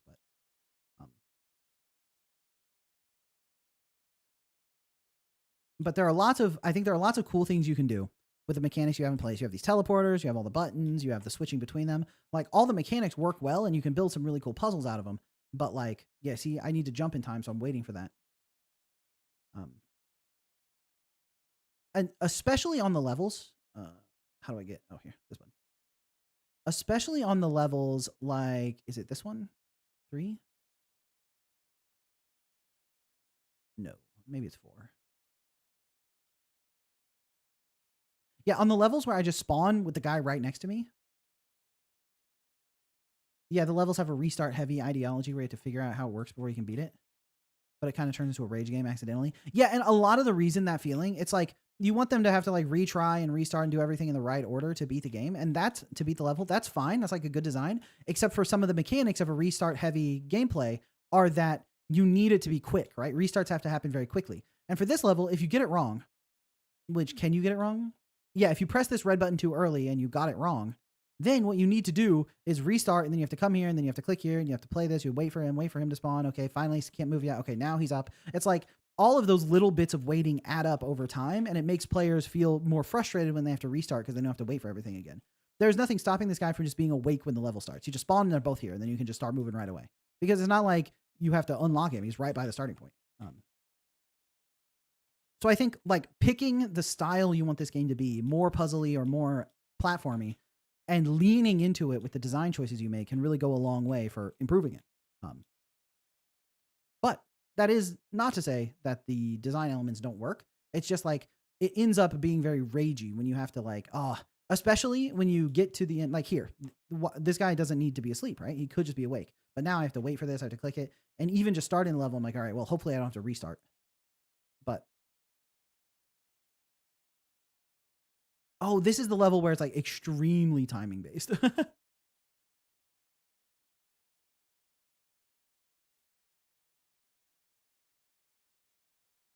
Yeah, this level is interesting because it's like this one isn't really a puzzle at all. This one is just like precision timing. There's no puzzle to it. It's just launch this guy at the right moment. Ugh.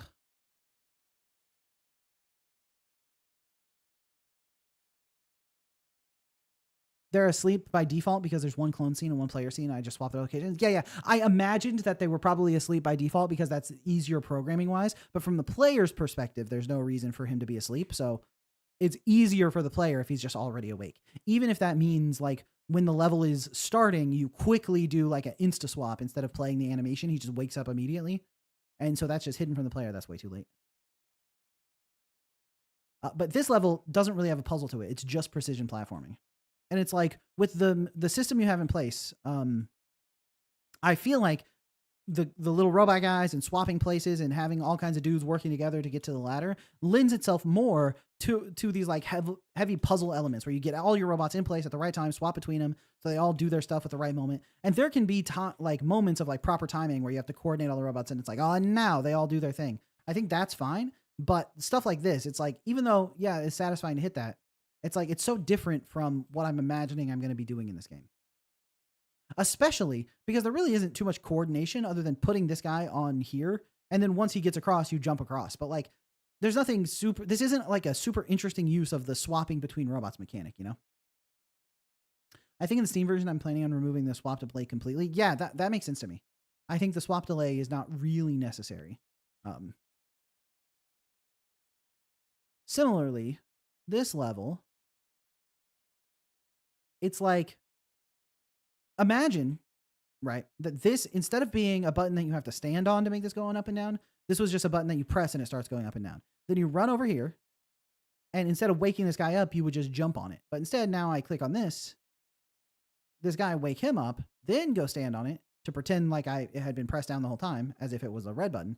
Then this guy does the jumping. So it's not like, it's like a very simple swap here. It's not like, you know, there isn't like a, aha, I figured it out type moment. It's just like, all right, just press the button in this order. It feels very straightforward, very easy to figure out. So you want to do puzzles that are a little bit more brain bending, right? If you want to really lean into the puzzle platforming, you need to give the player moments of thinking to themselves, like, how could I possibly, this isn't possible, right? Like I don't have access to the robot I need. I would need the robot that's asleep over there to be able to finish the room, right? There's a robot that's asleep I don't have access to, and I can't access that robot without having another robot. So what am I to do, right? And then you figure out how to solve it, right? You want to give the player the moment of, oh, okay, aha, I figured it out, right? And right now, it's just like play through very directly. It's like here, especially here, like there is one button, right? I don't know what this button does. Without pressing this button, there is no way for me to know that it moves this platform, right? It's just not possible, right? It could be this whole platform starts moving up and down. There's nothing that connects the two. So that's another thing to do, is make sure that this is obviously connected. You could literally have like a line in the tile set that comes up from here, like almost like a circuit that connects the two. I think you can't see my mouse. Oh, you can see my mouse. Yeah, you could have a circuit that connects the two that comes up through the tile work, or this could be like a special color. It could be like red or have like a highlight or a glow or something. Just something that connects the two together so that it's clear what's going on. But there's no way to know that. So the first thing I have to do is I press this button.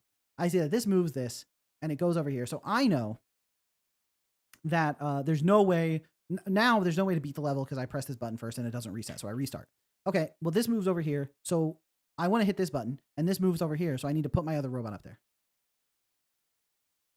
Hey, okay, welcome in, welcome in. Okay, so I need to put my robot up here. That's obviously I have to do that by pressing this button, right? So I come over here, I get my robot up here like I said I needed to. Then I click this guy. Now I'll go press the button, see what happens.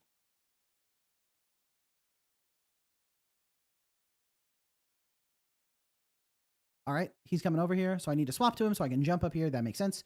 You might not realize that the first time, and then you have to, and you're like, oh no, I have to jump there. That sucks. All right, so you come back, like, all right, now I want to press this button, but first I have to come wake this guy up. So let's do that. All right, come wake this guy up, and you see where like the rage, like waiting around elements start to come in a little bit. It's like, all right, I woke this guy up. Now come over here, jump over here, come up here, get ready to wait here. All right, stand here, switch back to this guy, go press the button.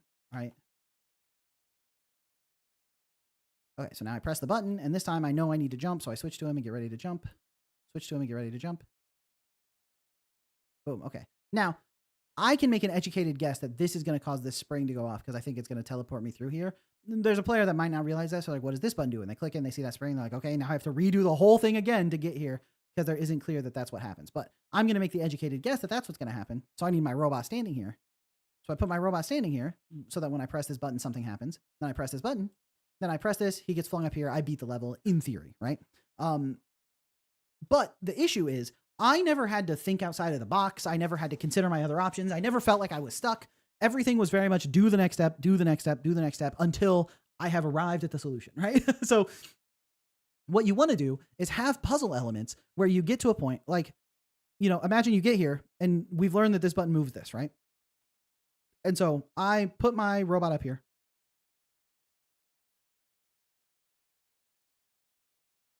Trial and error is not decision making. Exactly. Trial and error just feels like, okay, learning what stuff does, but learning what stuff does isn't the same as solving the puzzle. Okay. Now imagine I need this guy up here when I press this button, but I need this guy down here to imagine you have to press a button to make the teleporters active, right? So you start with both your robots over here. Okay. So let's bring both my robots over here if I can.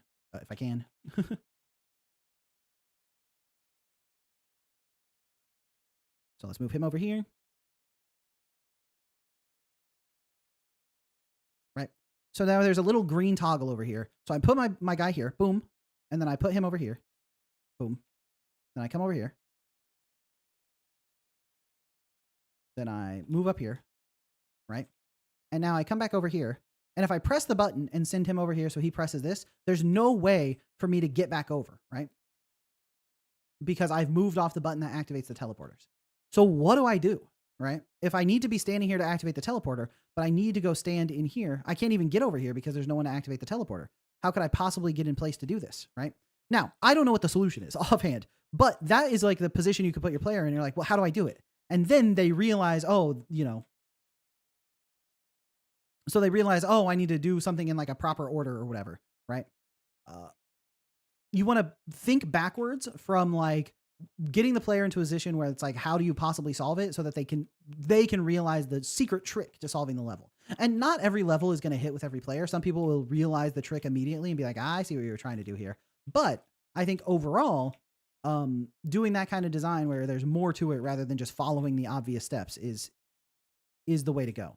Even if that means like, there are multiple buttons that move multiple platforms and you need to get up to one spot first to get the guy. But if you go up there, then you've used the buttons and now you can't make it to the end. So like, what are you going to do? Like those kind of designs that get the player to a point where you need to solve it, like where you need to like have some kind of realization is what you want. So imagine, let's go back and imagine we're in the world where we need to put a button here for the teleporter to work, right? So we start here with both of our guys, which we can't do, but let me wake him up. Okay, we woken him up.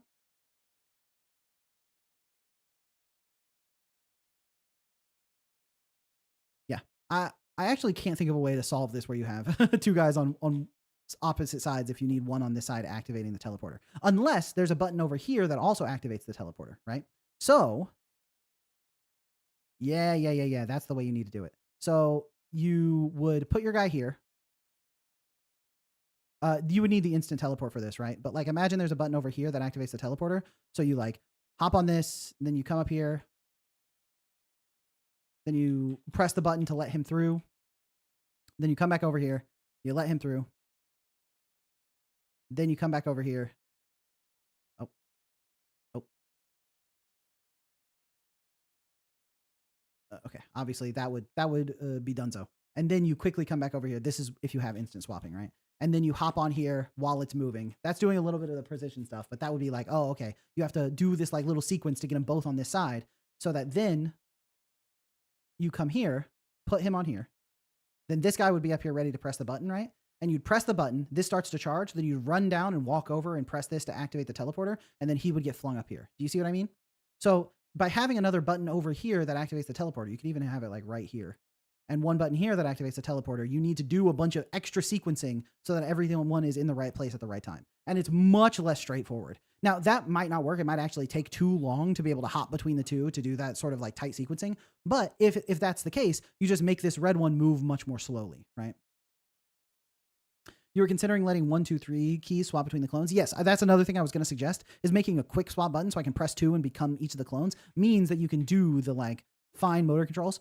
Also, if you're doing that, you probably want to make the arrow keys. Like I can't move with the arrow keys. If I could have my hands on 1, 2, 3 and my other hand on the arrow keys so that I can swap and move, that would let me do a lot more of that precision stuff. But right now, it's like the precision stuff feels like an add-on to the game. Like the quick swapping and platforming feels like an add-on because of the fact that it's not really supported by the other design decisions like the slow swaps and stuff. And then the puzzles, which feel like they should be the main focus, are all very straightforward. There isn't much like decision making or clever moments to them. So those are the things I would really focus on, is like how to improve the mechanics to support the precision gameplay so that it doesn't feel like an add-on, and how to enhance the puzzles to give more outside of the box thinking. Yeah, also having the clones have collision would be really good, because right now there is like no interaction between them. But if I can make it so I could jump off his head, that's like a really fun way to interact between the two clones. And then on the art side, I feel like you've done a good job with the art. I like the way the little robots look. I like their little walking animation. I feel like they're very cute. I feel like this feels very businessy, like the big giant windows, and you're like slowly moving up the skyscraper where you're going to the higher office floors. I feel like the imagery sells it very well. You could even put like a little like floor counter up here where you're like, 3rd floor, or like obviously you could start at like the 50th floor. So it's like 53rd floor, 54th floor, and you're trying to make your way up to floor 100, the penthouse or whatever. I think that would work well. But the other thing to think about is right now, a lot of these rooms, like look how small my character is and look how small all these details are, but the room itself is huge. So you can really add more stuff in here so it feels a little bit less empty. Like there's like tons of empty space over in this side of the room where like there's nothing going on. And you can either add more gameplay stuff to it, use it for more puzzle stuff. You can make different shaped rooms, or not every room needs to be a big rectangle. Or you can use it for like storytelling stuff, where there could be a big poster over here that's like, remember, work at all times and never stop working. And if you stop working, you're useless, right? Whatever type of storytelling you want to be, whether it's like, corporatist, capitalism bashing type stuff, or comedy based stuff with like, what would robots be like if they were your manager? Like whatever type of commentary you want to do, whatever story you want to tell with your robots. I think that would go a long way. And you could have different types of clones. Yes. Some people in chat are suggesting having different types of clones.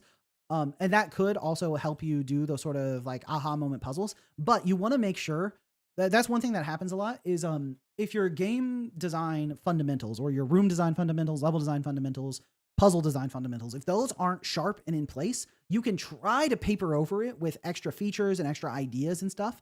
But you're papering over core issues, right? If you continued with this style of design exactly, but made robots that could jump higher or move faster or had special abilities, you would still have the core design issue where the puzzles don't have the satisfying puzzle element that they need to have. So the thing you want to focus on is making sure the puzzle design is in place before you start adding extra features, that what's the American saying, right? Like the lipstick on a pig or whatever. You want to make sure that your game design fundamentals are in place before you start layering stuff on top of it. You don't want to build a bunch of cool extra features on top of some puzzle design fundamentals that are a little bit weaker. So what I would do is make sure you go through and really, really work on the puzzle design, making sure that each puzzle feels super satisfying. Then once you have that core foundation of like your first set of puzzles without the extra bells and whistles, then you can start incorporating the bells and whistles, and that's how you can get to like a really full package. But I think you have a good starting spot, and I feel like the art treatment is really nice. I feel like the art like gets the job done very well. And so it's mostly your biggest areas to improve on are mostly like the game design side of stuff. But I think the ideas are there. You just have to continue expanding on them. You've never made puzzle levels really before, so you're gonna have to do some more research on them. Yeah, I think that's a great thing to do. Go play really good puzzle games, and then try to think about why those puzzles are so satisfying. Why do people like those puzzles? And like, how did they get to those designs, and how can you do the same thing, right? Because getting a player to have that sort of like moment of realization where they have to reorient the way they've been thinking about stuff is good. And the way you do that is by messing with the thing that feels obvious, right? It's like, to me, it feels very obvious that I need to press the button, stand on this, jump up there, press that button, and fling myself in here. If that's not the solution, suddenly I'm like, what? Well, what? But what am I supposed to do? But that's the only way to do it. I've solved this. How is it not solved? I've solved it, right? Then I have to start thinking outside the box. I'm like, well, okay, well, clearly I can't just do it in the order I thought I was supposed to do it. Like, what am I supposed to do? And so getting the player, like, you have to really think about what the player's expectations are and what are the obvious solutions, and then how to circumvent those with like different ways to solve stuff. But yeah, I think someone in chat said Portal 2. I think that's a great suggestion. Any puzzle game, Baba Is You is a great puzzle game. I should have those like offhand, a list of really great puzzle games. But yeah, I think that's going to be the best way for you to improve the design here, is to really hone in on those puzzle designs. You have to hit the perfect level of stress and solvability. Too much of either, and it's too hard, not fun, and not satisfying. Yeah, exactly. You want the puzzle to feel like it's not possible to solve it. You want the player to be like, I couldn't possibly do this. It doesn't make any sense. And then they go, aha, and suddenly the solution is clear to them. But with puzzles, it's tough because everyone has like a different like brain. So you don't know what they might get stuck on.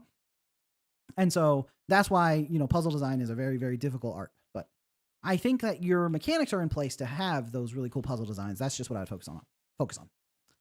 But yeah, really, really cool game and really good art. Cool. All right. Let me go to him.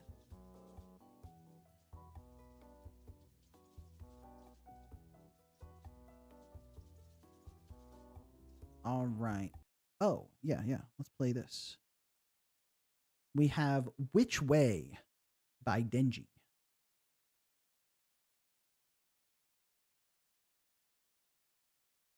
A roguelike card memory game. Lyra, notes. How does this mode work? How can I submit games? If you go to the Showcase Saturday forum in Discord, you can submit your game there. There's a bunch of games. Oh my gosh.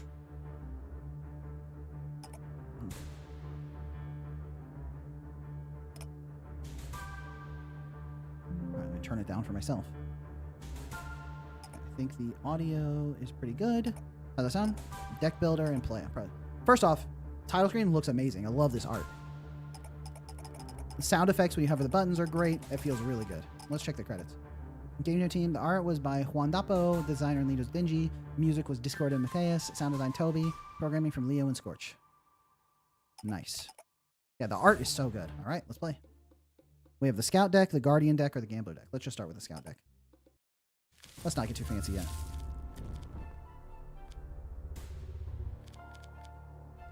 Nice. Dude, the art is so good. Okay, it's a memory game. Play action after match. Lose a coin. So there's a mouse. Gain 3 coins as a cat. Gain 5 coins. A fortune. That's the mouse. Nice. Gaming. I lost 1 coin. Oh, that's the cat. This. Oh, no, wait. Cat's here. 3 coins. Come on, let me click. Oh, fortune is here. Nice. That's the goal. Okay. There's another cat. Peek select the card. Point. Oh, another cat. That's this one, right?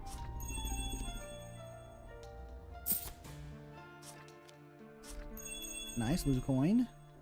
I don't know. I think maybe I'm actually not supposed to be matching that. Just in case. Oh, there's a fortune here, right? Okay. Lose 3 coins. I don't want to do that. Was there another cat over here? No, that's Pete selected card. How are you? You were lose a coin, you were gain a coin. Okay. Gain a coin, that was you, right? A random Pete. Oh, nice, the goal. With 16 coins. Let's go. That pile of gold's still waiting. Try to get it or continue your adventure. Can you continue to shop? So I can buy more cards for my deck. Lose 5 coins. Why would I buy this? Why would I buy lose 5 coins? All right, random peak. I can't buy the hidden ones yet. Oh, yeah, I can. All right, so gain 3 coins and gain 5 coins, but lose a turn. All right, sure. All right, gain 3 coins, lose a coin. Don't want to lose a coin. Gain a coin. This is remove a random unrevealed ability pane. Okay, I don't want to do that. A random peak, lose 3 coins. Peak select a card, lose all coins. Don't want to do that. Lose 5 turns. Wow, these are brutal. Don't want to lose a coin. Lose 3 coins. All bad. Peek a selected card. Lose coins.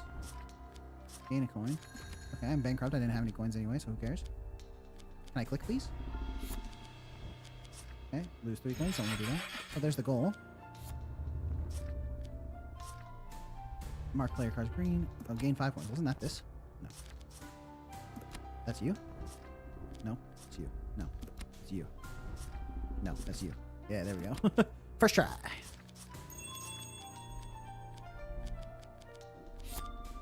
Desired. Okay. What's that? Nope. Wait. Fortune here? Fortune here? There's a fortune here somewhere. Right there. Nice. Okay. Coin. There's a coin here? No. Here. Yeah. Plus 1 coin. Love that.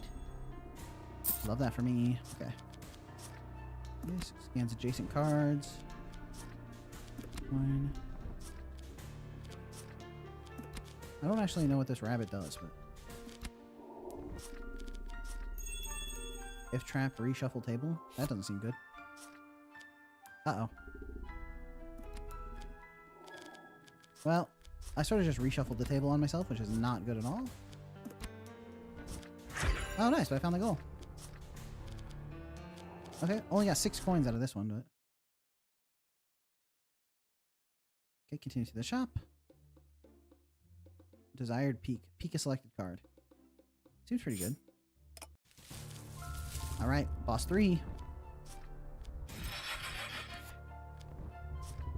There's a shuffle. Next ability pair won't activate. Lose 2 turns with 4 coins. Lose 5. Okay, cross scan. Gain a coin. Oh, cross scan was here? No.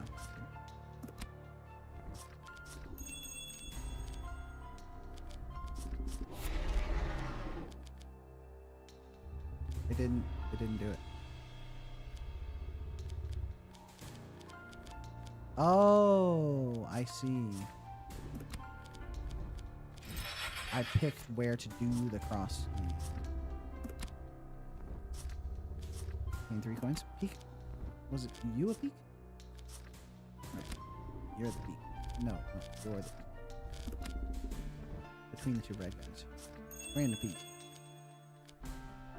Okay. Lose 5 coins. My favorite. Field scan. There's the fortune. Oh, it's right next to the other fortune. Love that for me. Too many moves. I think I lost some moves with that. Lose 5 turns. Way too many. Oh, desired peak is this one. Let's peek here.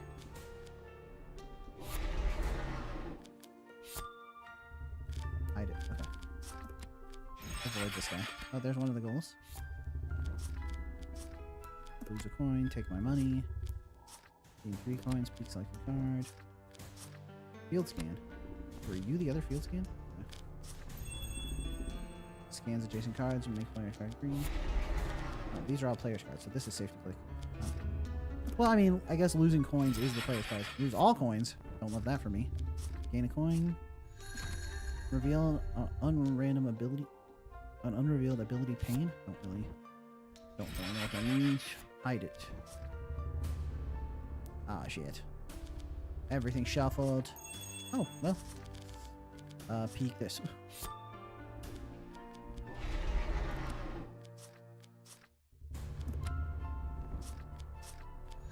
Uh-oh. Lose 2 turns or lose 4 coins? 2 turns. Can't have my coins, bro. Hide it. What's that do? Hide a revealed trap. Ah, shit. Everything is shuffling. Oh, it's so cooked.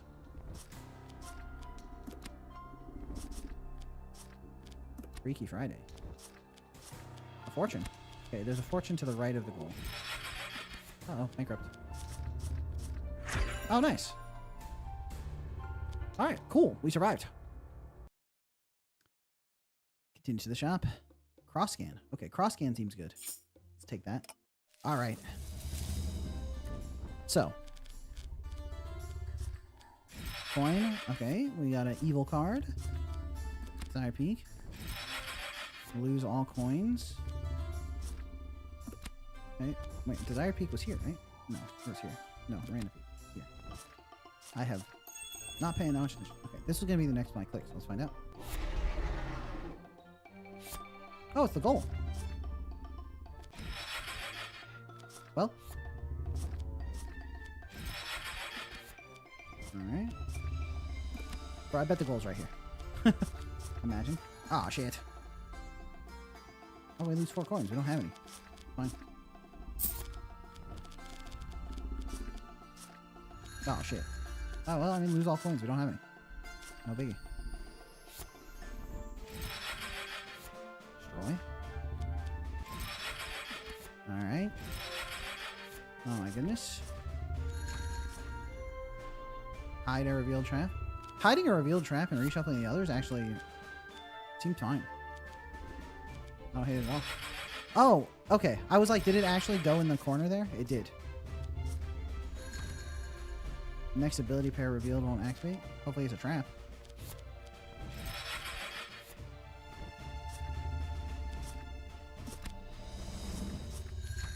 Oh, so that won't activate, right? Oh, it's still activated. There sure are a lot of traps.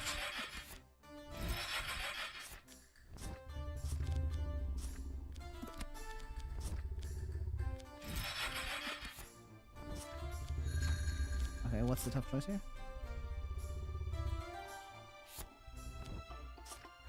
Oh, hey! And we're out of here. Continue to the shop. I got no money. Got no money in a dream. Cross scan. Oh, nice. Let's cross scan right here. These are 2 player cards. So these 3 are all dead to me.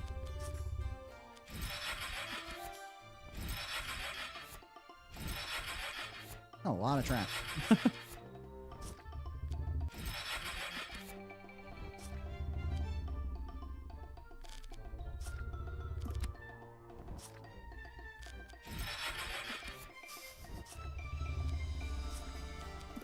Oh, this is a field scan. Player cards. Okay. Okay, so this one's not safe, but this one is. Losing a coin, not that bad. This is not safe. Okay, lose 4 coins with 0s, not a big deal. Hopefully it pops up soon.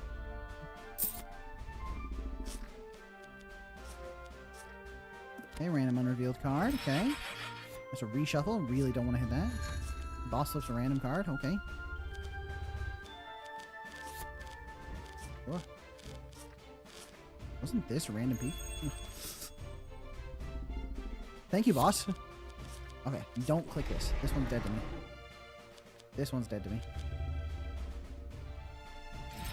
Oh. I knew that this was safe. I knew that those were unsafe because of the field scan. That's my bad.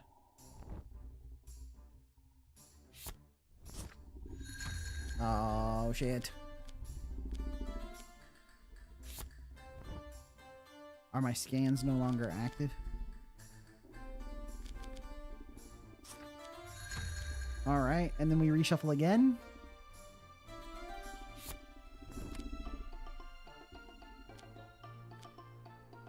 As we just keep going in line.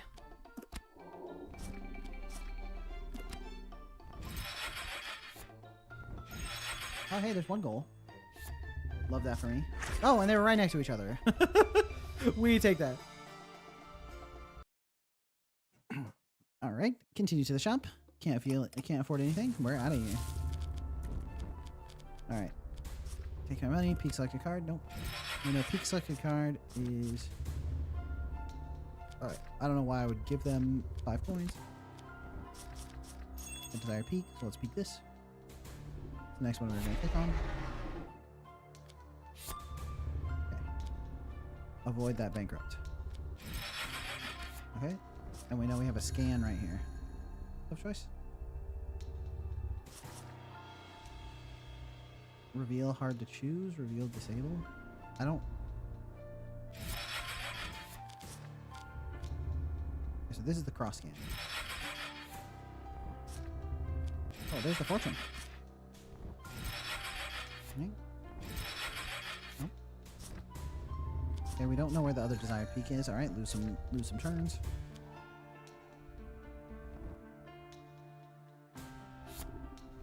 Okay. Oh, the other fortune was here, right? Nice. Well, we're likely to lose those 5 coins because we're probably going to hit something. We know that's safe. Okay. Lose 4 coins. Actually, I don't want to lose my coins, so I'm going to lose 2 turns. What's the worst could happen? Peak selected card. This was peak selected, right? Is this peak selected? Well, I don't remember where the other peak selected is, so. Gain a coin. Cross scan. This was field scan, right? Not cross scan. Peak selected. Brutal.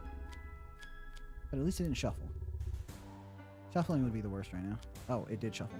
Okay, well. Well, what are you gonna do? And so this is no longer field scan? No. We know there's a field scan 2 to the right of 2 moves. Or 2 to the left.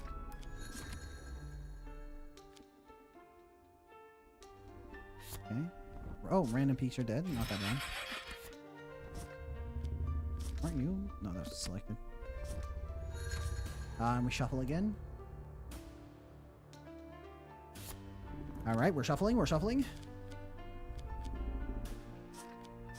There's cross scan. There's a goal. Lose a coin. Lose 3 coins. Gain 3 coins. Bankrupt. Oh, nice. Okay, there's my 5 coins gone. Hate that for me. Field scan. Peek. Take this corner. Okay, we can avoid that. Field scan. I no longer know where the other field cards are. Hope we don't hit the reshuffle.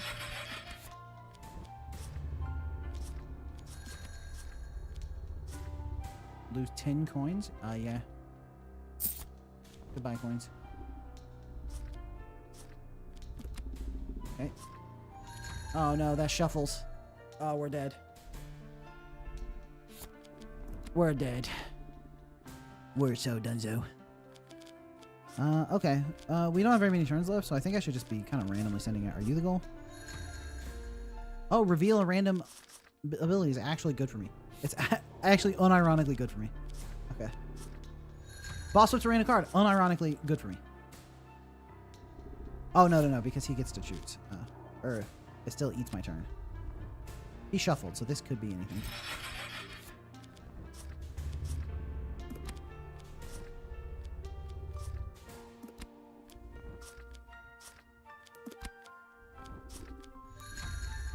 Hard to choose. Yeah, let's lose that. Lose those 4 coins. Alright, we're disabled. Does that shuffle my cards? Or... Oh, game over. Back to main menu? Yes. Okay, so, which way? Mr. Dingy, hey, left for a second, you're playing our game. Hey, welcome back, Dingy. Yeah, so for this game, I feel like, obviously, obviously the first and biggest feedback is that the art is really good. I mean, this menu screen looks great. I feel like the art treatment here is really nice. The buttons are like a little bit like blurry in general, and I can see you use some of the Godot defaults, even though you used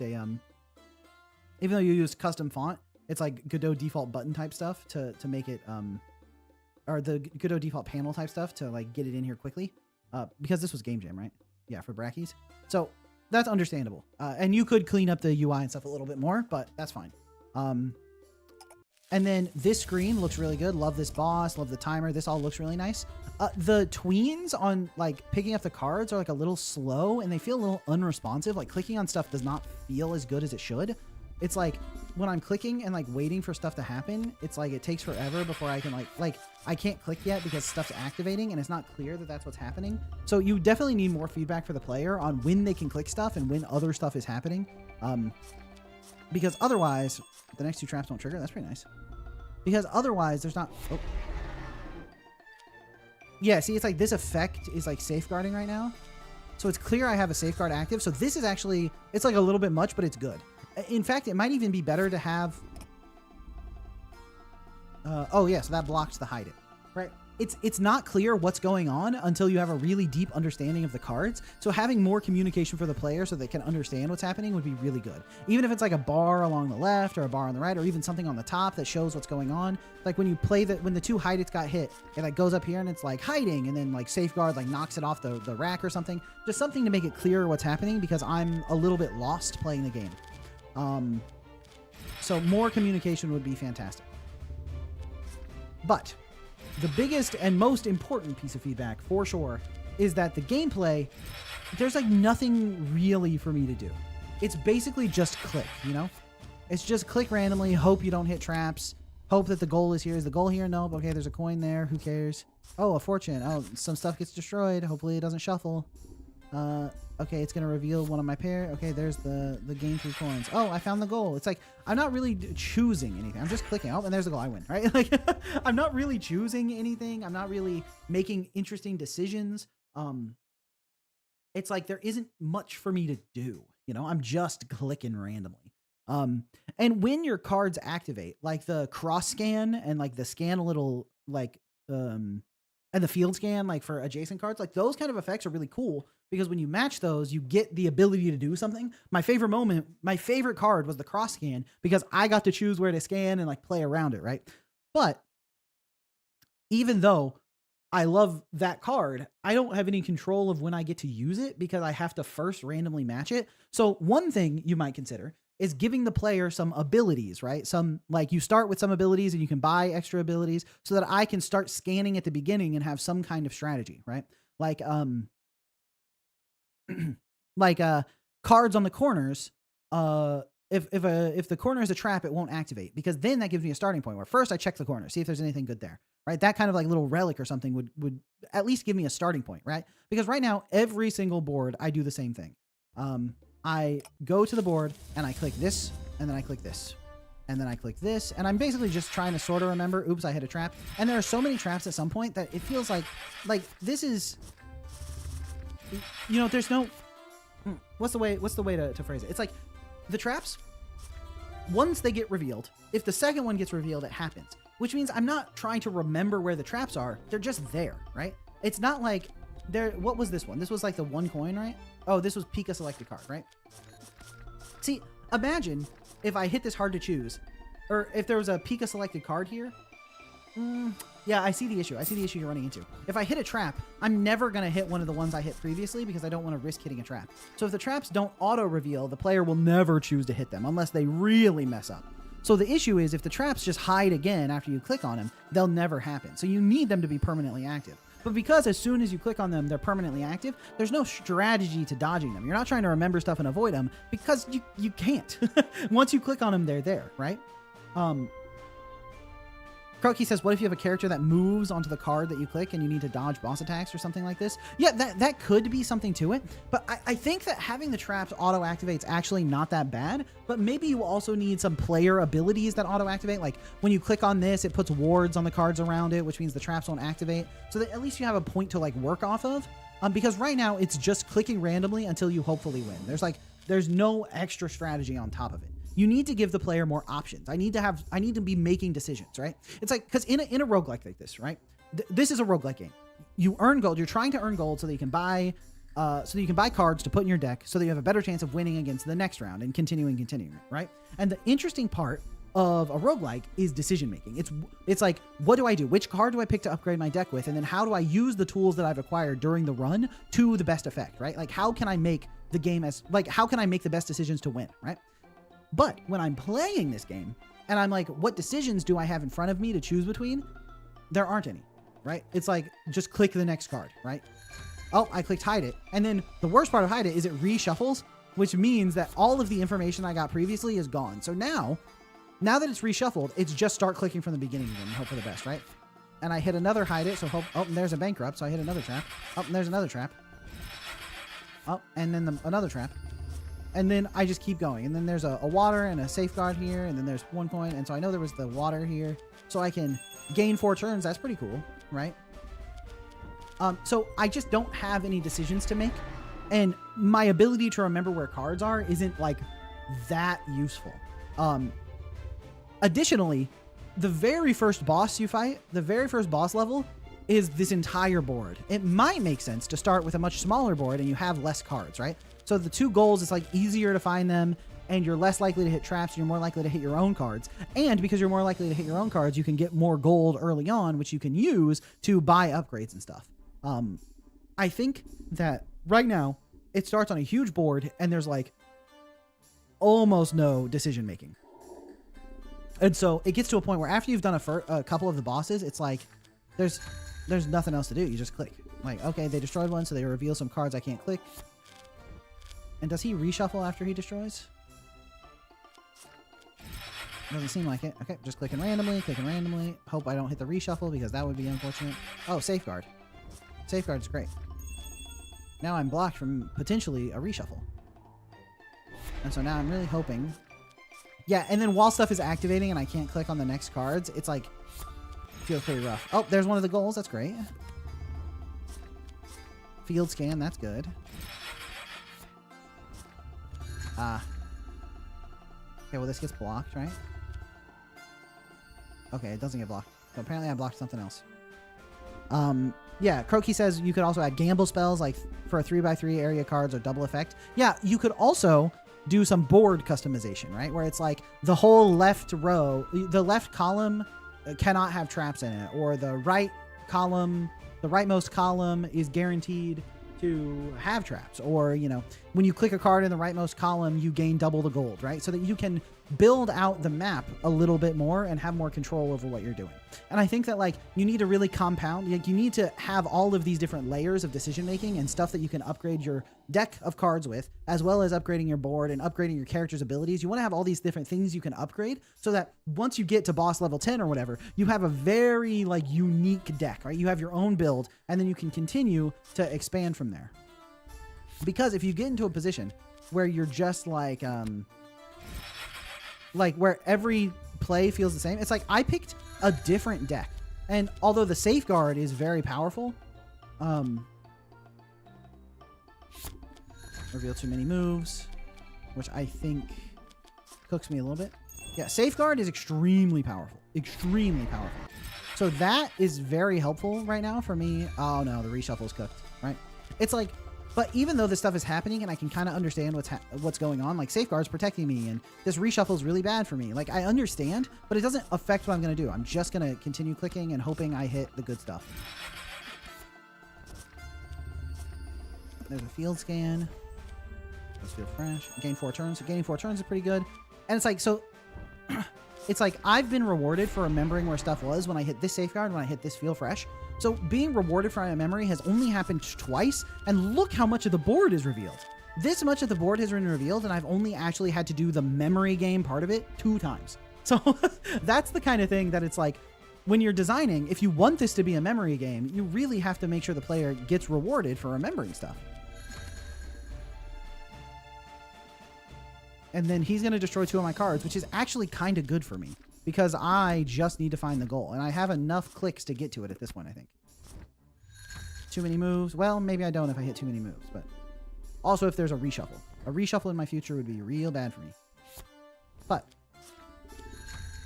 disable. What's disabled? The next ability pair doesn't activate. That's fine. Yeah, and then stuff takes too long to activate. It just, there's a lot of waiting. The fortune was like right here, right? No, here? Oh, but it won't activate.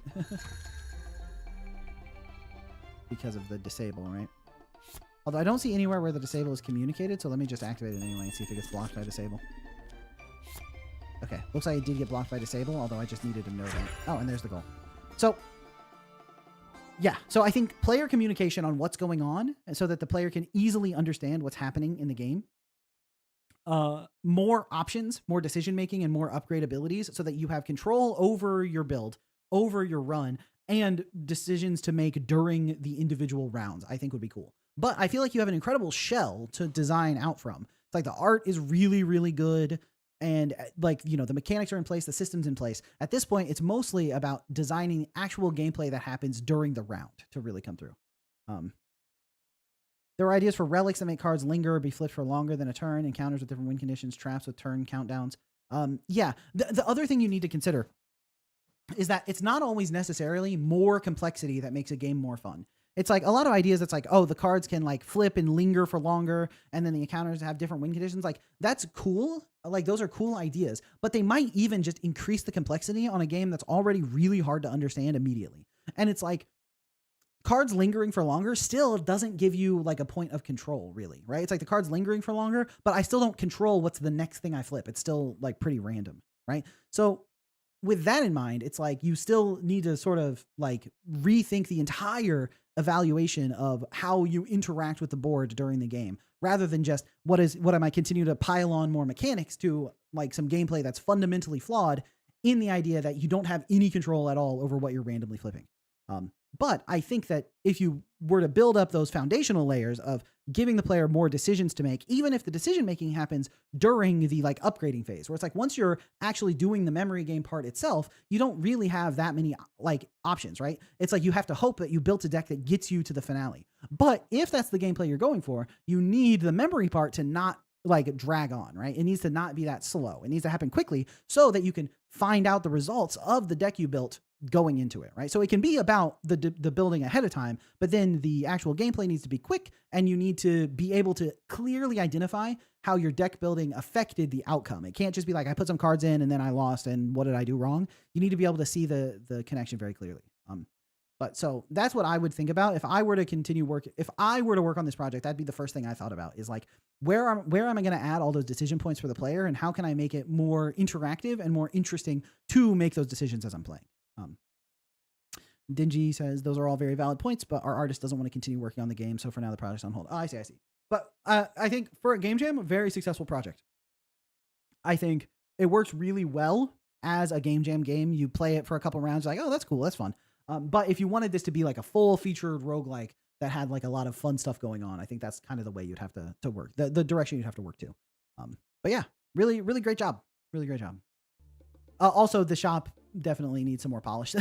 There's not enough options here. And the fact that two of the things you can buy, you don't like, this is just another symptom of the thing I was talking about before, but this game doesn't have that much control in it. And even in the shop, the place where I can spend the gold that I worked so hard to hold on to, because it's really hard to actually get gold from the levels. So I come here, I barely manage to scrape by with enough gold to buy something, and I can't even see what it is I'm going to buy for two of the options. It's like, random choices can be fun, but like basically in this game, if I manage to somehow have enough gold in the shop, I have two choices to make, this card or this card. Hopefully they picked good ones for me. And then it's back to having no decision to make. So, but yeah, overall great work. Yeah. And no, I'm glad I could play, and thanks for submitting your game. It was cool to see. Also, one thing that might be nice, another small thing, is like, I thought this was a timer, like a limited amount of time rather than a number of turns. So when I hover over it, I know there are 60 turns, but that could probably be communicated a little more clearly. And also the fact that it reshuffles halfway through is really brutal. I feel like that's probably not necessary. It's already like barely a memory game. Reshuffling in the middle makes it even less so. But yeah, I think, thank you all for watching. Oh, like I said, I'm going to want to try to turn this into a YouTube video. I don't know if I did a good enough job with my feedback to turn it into a YouTube video, but let me see. Can I?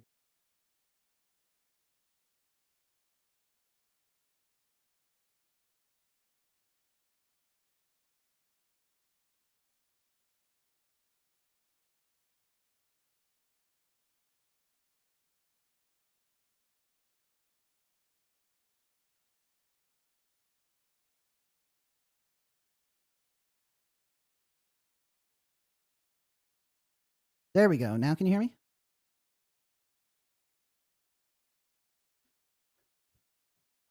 Can you hear me now, chat? I assume you can. Nice. Okay, cool. Can you hear me now? I wonder how much that cut out. Yeah, I was thinking about maybe turning this into a full YouTube video, so I figured I should probably film an intro to the video. But so filming intro on the fly. I usually write my scripts, so this is much harder to do than I thought.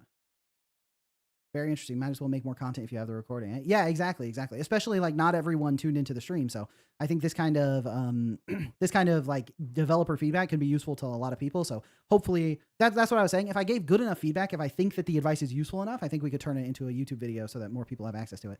Additionally, I was watching Jonas Tyroller. I was looking through his videos, and he had a video about giving feedback to people who submitted games that wanted feedback. And that video was very fun. So I thought, I've been doing that for Showcase Saturday, and I'm going to do Showcase Saturday again. So let's see if we can get it done. But yeah, do a weird and wacky intro. What's up, gamers?